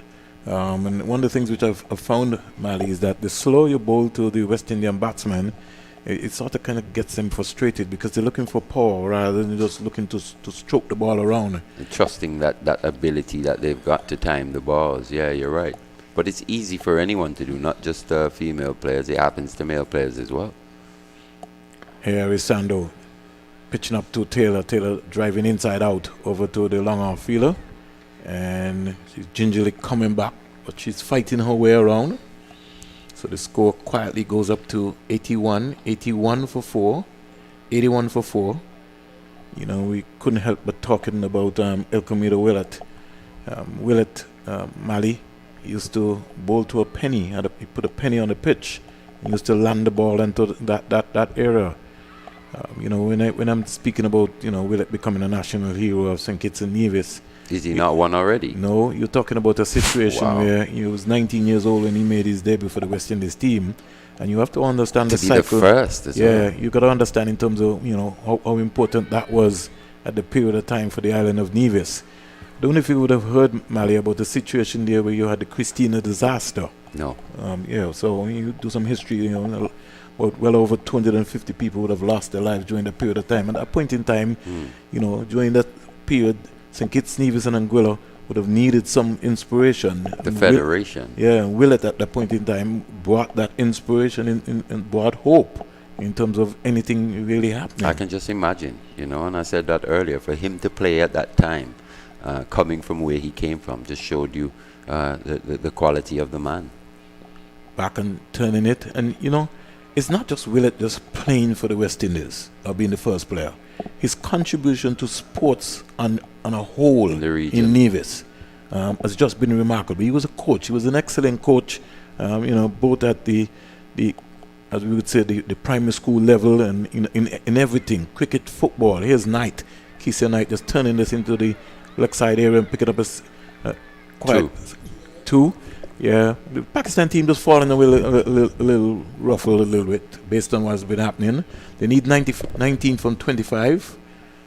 Knight goes up to 12. Taylor is 33 from 34. Sando, they switched from the Kurt Lambo's end to the Sandy Roberts end, hoping to you know, get something going. Wickets are the only thing that are going to bring Pakistan back in this game at this point in time. Well, something spectacular needs to happen, but it's not over by a long shot because sure. we have known that West Indies have been in good positions and then almost And give it away. squandered them. Yeah. So, but these two have decided that no way today. Taylor, the captain, is back. She picked up a hat trick, and in fact, that seemed to have boosted her batting. Her you know, confidence, yeah. 16 overs bowled, 85 for 4. Taylor is 33. And Kaiser is on 13. West Indies need 18 from 24. Sandoz 3 has cost 17 so far. Whenever you take a hat trick, it's always a special performance. Doesn't matter even the level of the game. You know, to get 3 wickets in 3 consecutive deliveries, it's always almost like a landmark event in the game of cricket. And for sure, she would have taken some confidence from that. We can see it in the way she started pretty slow, but we've seen her grow. And as her innings has gone along, her confidence has built. And let's just hope she can finish the job from a West Indian perspective. Well, you know, even if when we're talking, you know, the CPL is coming to St. Kitts and Nevis, you have the Warner Park Stadium, there's no Willett. Interesting. And I'm saying, you know, the Lozak Road end, that should be the El Camino Willett end. And, you know, it pains me, Mali, you know, when you see that sort of situation. Here is Knight just pulling this one into the mid-wicket area and quite comfortably coming for 2 runs.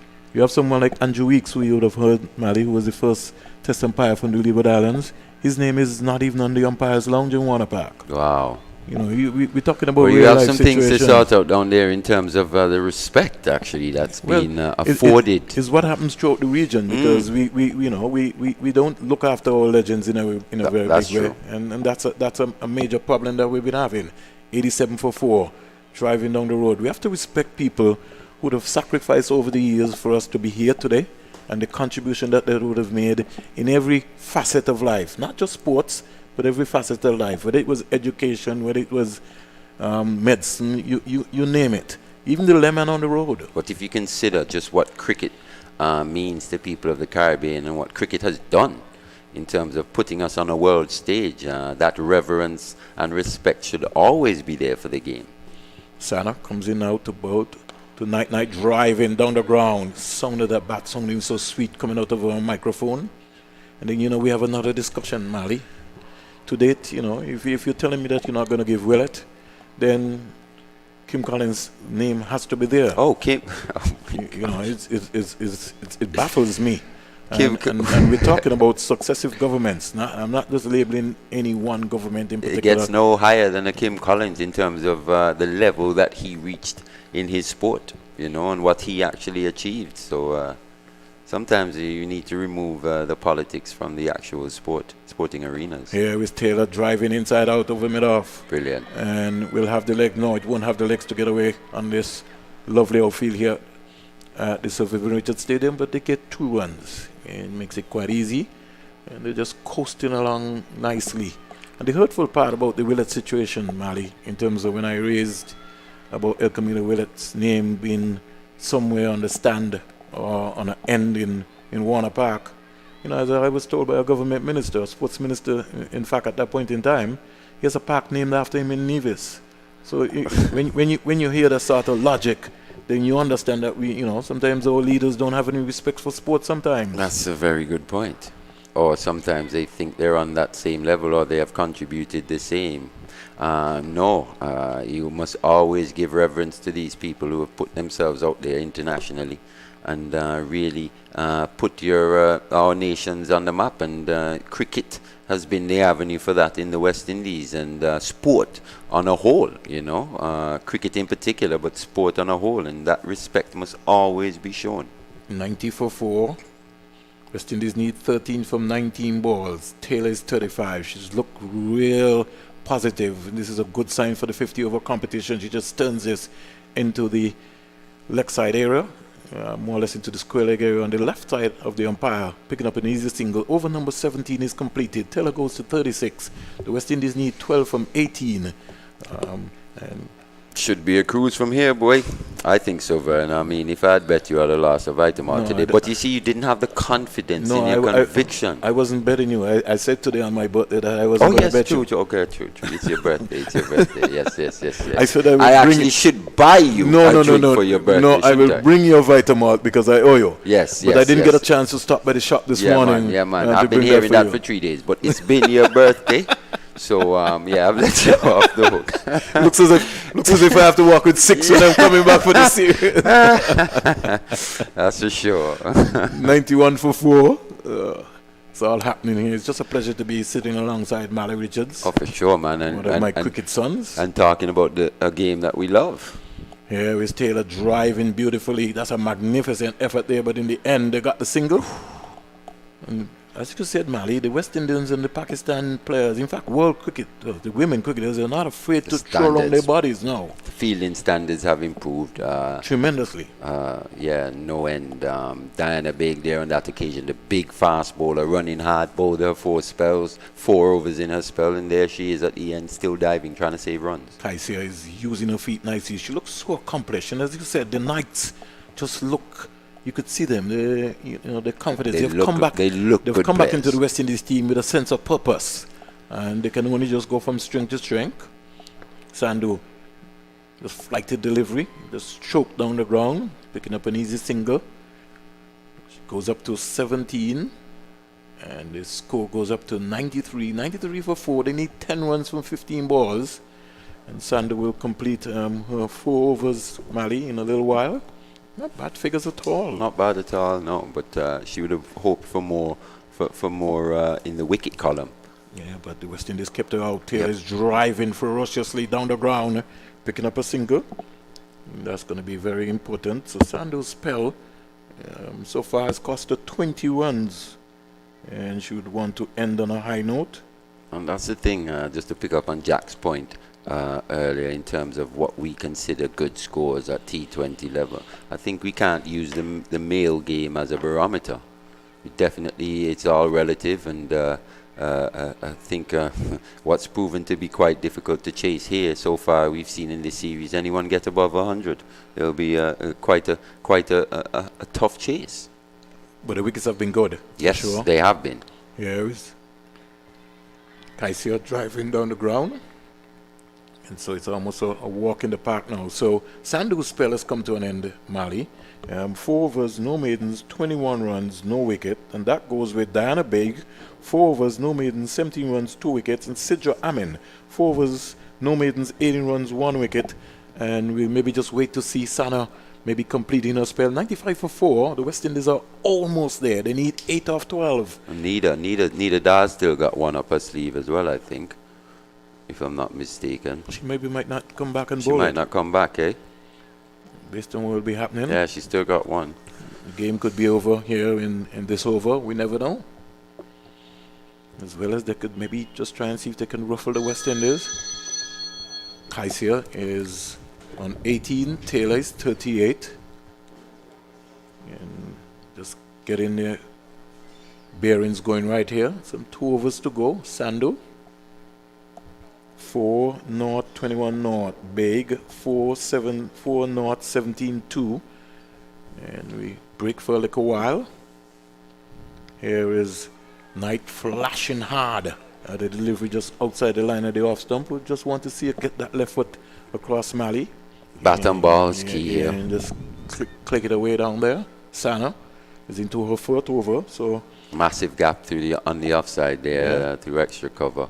Fatima Sana working up a little bit of pace there. She's maybe just feeling that, listen, Mally Richards and Vernon Springer, this game is not over I've yet. been quite impressed with the Pakistani pace bowlers in both teams, the A team and the senior team, to be honest. Seriously. Here is Knight just using the pace there and just tearing this down to 3rd man, picking up her 19th run. And the score goes up to 96. 96 for 4. West Indies need 7 off 10 balls.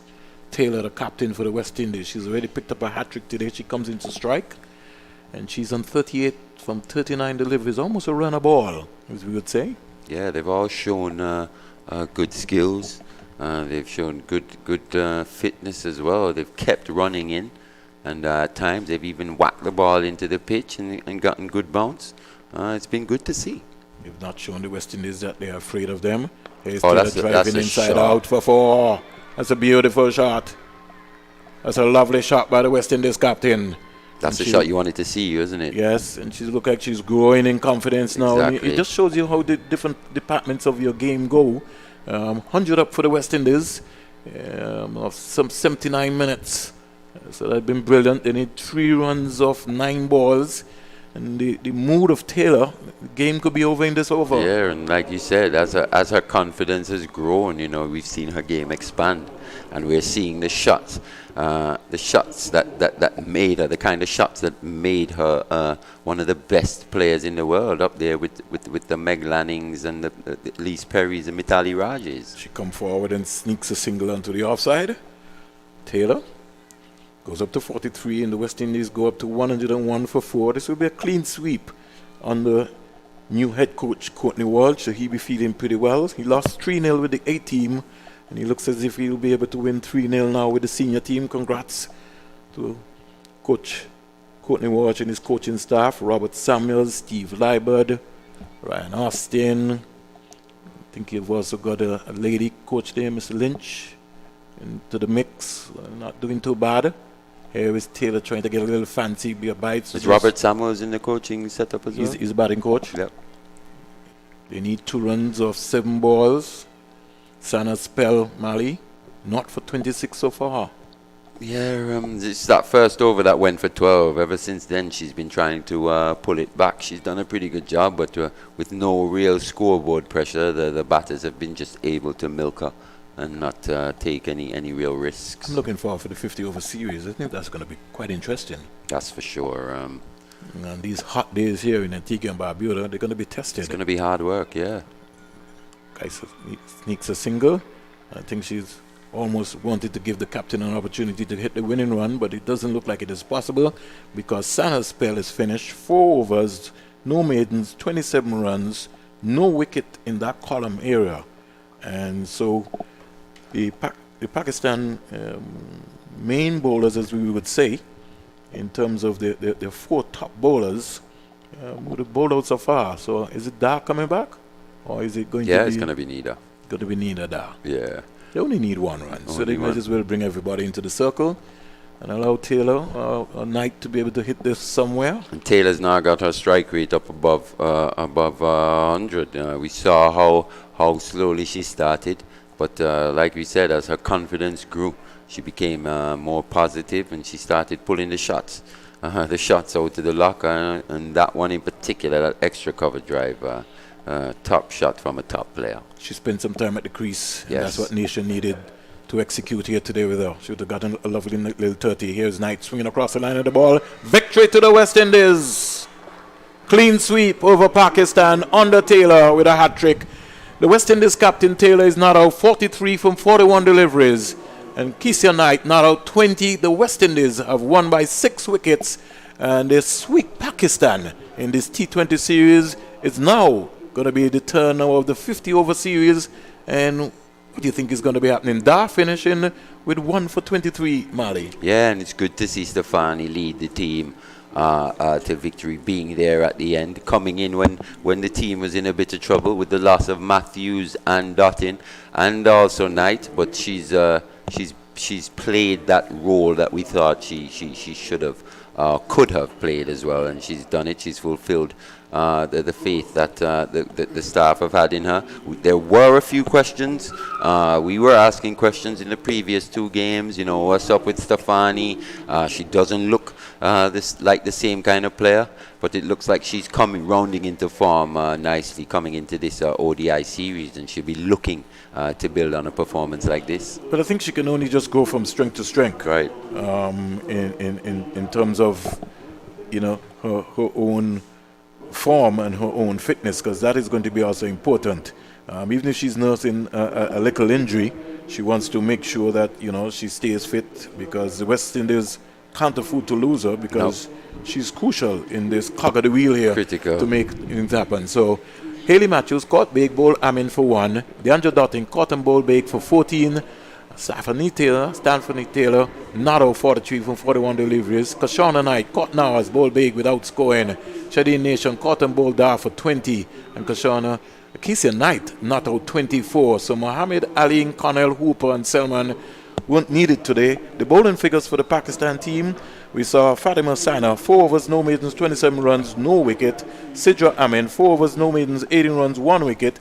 Diana Baig, 4 overs, no maidens, 17 runs, 2 wickets. Nashra Sandhu, 4 overs, no maidens, 21 runs, no wicket. And Nida Dar, 3.1 overs, no maidens, 23 runs, 1 wicket. Mali, you overall, I mean, you know, we did talk a little bit. No one in the series got a half century between the two teams. The batting, what we've seen so far, would have been a major concern. The highest partnership in this series would have been 65, 69. But today we saw a little bit more application where Taylor applied herself, as you can see, 43 from 41. So we did see that. And on the Pakistan lineup, Riaz got 29, nothing much to shout about. I think they will be very disappointed in terms of the dismissals of Nida Dar, because she really would have been the inform and the player with a little class here who really has not gone on to be able to take it to a different level. Yeah, and she just chose the wrong delivery to play that sweep shot. She was in at the time, maybe on about 18 or 19, looking to press the Windies bowling attack, and just chose one delivery that was just a bit too full and on the stumps, and wasn't able to capitalize. And from there, Pakistan really struggled to post a big total. Well, it's game on, game over here. The West Indies clean sweep over Pakistan in the CG Insurance T20 International T20 Series, the third match being played here at the Sir Vivian Richards Stadium. I guess I got a lovely birthday gift. I can't complain at all about that one. Yes. Windies won. I would have loved to also have the men coming up over South Africa, but you know, they will be able to raise their hopes, and we've still got Australia. We could be able to just tick off Australia. That will mean some good stuff, and then we have Pakistan after that. Yeah, and in the T20 arena, I think with another 10 games or so to be played between now and the T20 World Cup, I think a lot of experimentation in terms of just what the right combination is going to be going into that World Cup. So expect to see some changes from the men's team as well. Who do you think will be the player of the series for this? You think that Taylor has snooped away with the player of the series, especially with this hat-trick, and they're not out today? It's quite a tough one to call, actually. They weren't really any big exceptional I'd say performances. Nida Dar's been one of the players of the series, especially getting that half century the other day.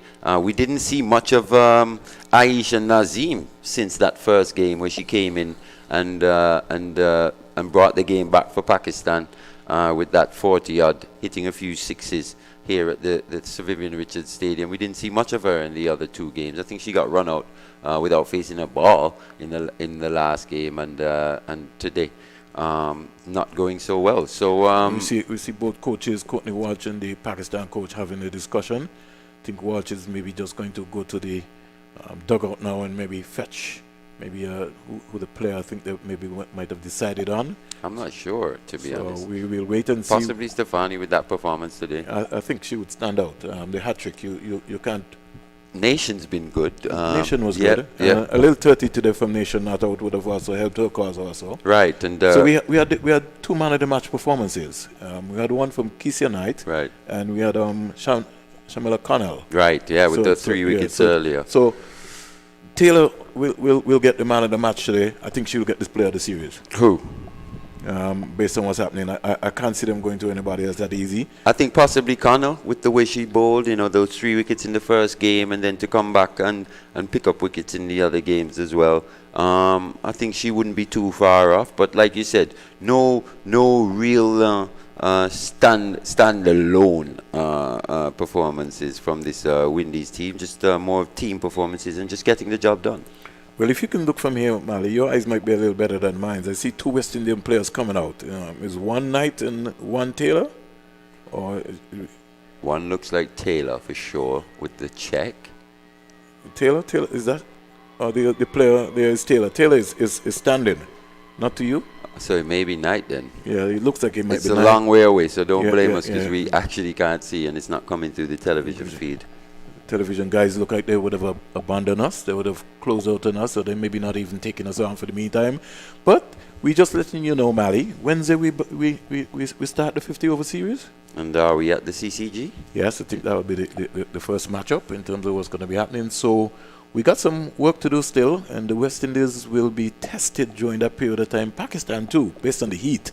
I'm not complaining about the heat, but in terms of it's going to be hard work. It's going to be hard work. We've seen a few players go down with injuries as well, so keep an eye on that in terms of the health and fitness, especially of the Windies players. Well, you know, Jack Matthew was asking Sylvester Bunks and Joseph about, you know, the interest of women's cricket around here in the Leewards and around the West Indies.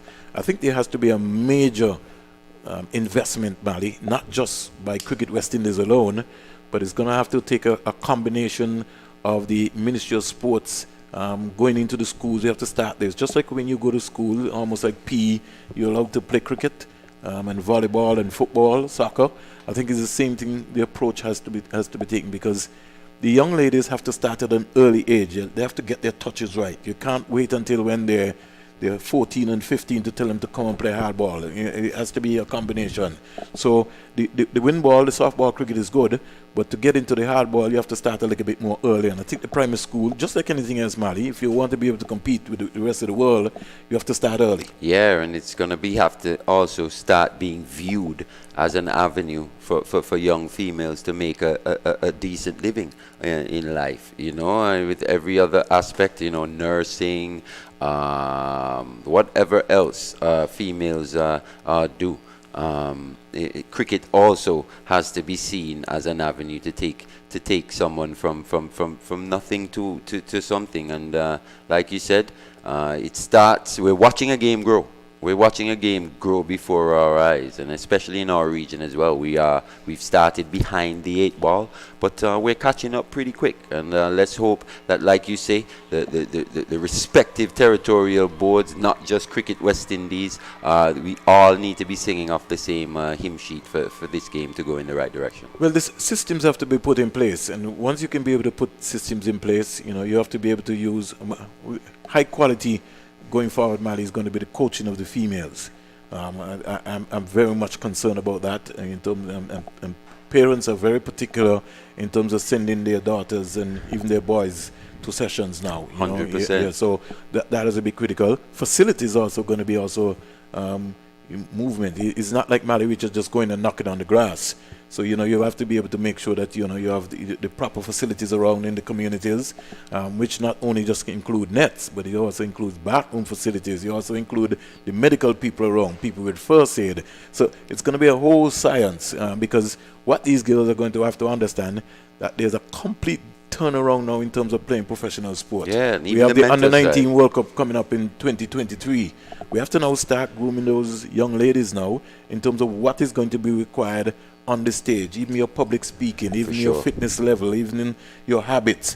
Because you can't come in, Mally is your coach, and Mally is telling you, well, listen, I'm going to send you to the nutritionist. This is what you're going to have to be eating. And then you start putting up your face by saying, well, you know, I don't eat this, I don't eat that. And that's one of the biggest things to come out from this series. You see an aspect that definitely can improve, and that's the fitness on both sides. You know, you see it in Pakistan, you see it from the Windies side as well. As the game grows, I think these women will realize exactly just what's required of them and just how hard they have to work in order to keep those international standards the way they are. As we look on the television right now, they've just kind of flicked that up for us, so we might be right, Mally. Taylor, I think maybe captured. She's got a check, so maybe she might be the player of the match. Well, she could be the player of the series, because the first player would have maybe picked up the. I don't think they would have gone for the man of the match first and then the player of the series. The player of the series. I can't think of another player getting the player of the match today, though. Yeah. So you might be right. So maybe Knight might be in the player of the series. And Taylor maybe might be the player. But we'll find out a little later from the Cricket West Indies. It's Connell. I told Connell. No, well, Connell. Connell player. So Connell is a player of the series. So you were right, Mally, in terms of organizing. So congratulations, Jamila Connell. Yes. But Taylor, really should have been player of the match today for Taylor sure. I Taylor think should Connor be- got player of the series with the way she bowled, especially in that first game. There. So the West Indies taking a photo up, and congratulations to the West Indies or Cricket West Indies board and the Pakistan Cricket Board, and for all the persons who have made it. In fact, all of the servants. There was a time, Mali, when you heard stories of representing the West Indies women team. Folks used to have to buy their own ticket. Yeah, and thank the heavens that we're not still in those times, you know. So It's moved on. these young ladies have a perfect opportunity in front of them, and Opportunity, they yeah. have to be able to respect it. They have to continue to go out there and work hard and make it happen. And recognize the opportunity that they've been afforded. Well, Mali, we want to be able to thank our technical crew behind the scenes. Our television crew have done an excellent job, led by Richard Berridge and Aswick. The ABS crew has also done an excellent job here for this T20 series. Those guys have done a wonderful job. The folks who've been able to, the caterers, Nigel Gore and company, who've brought the lunches for us there, along with the folks who've been able to bring the water to be able to keep us going. We didn't get any Gatorade this time around, so we maybe have to sort that out. There, you can see the chairman of the women's selection panel, Ann Brown, having a little smile there. She would have been a real tower of strength with the women's program so far, right behind on the picture there. Under new Courtney Walsh, he'll be feeling good. He's put a 3-0 in his book right now. He'll be moving on now to the 50-over series, and they'll be looking to go one better. The West Indies winning today, clean sweeping the Pakistan women in the international T20 series. The A-team, Pakistan A-team, defeating the West Indies 3-0. So we can say we're 1-1 in that aspect. On behalf of the entire crew, Jack Matthew, Sylvester Bouncing Joseph, Mali, your final thoughts as we close out this broadcast here today. Yeah, just great to get this series completed. Good win for the Windies, 3-0. The A team, on the other hand, going down 3-0, but also we're seeing a lot of things to work on, a lot of positives, and just looking forward to the first ODI on Wednesday. So and just letting the folks know also that Nation and Henry are fine. Yep, Nation and Henry spirits. good. Nation played today. I just saw Henry just come out there, so Yep. she maybe was rested. So maybe she'll be up for the 50-over game. Yeah, for selection. So just to let on everybody Wednesday. know, we've been listening, and no video has been going around in terms of, in fact, it's gone around the entire world right here. West Indies Cricket Board, Cricket West Indies, they've done an excellent job so far, including the medical staff. The players are well. Shadeen Nation played today, and Chanel Henry is here on the ground. She's doing well, and everything is okay. It's good to hear. And see you guys on Wednesday. See you guys on Wednesday.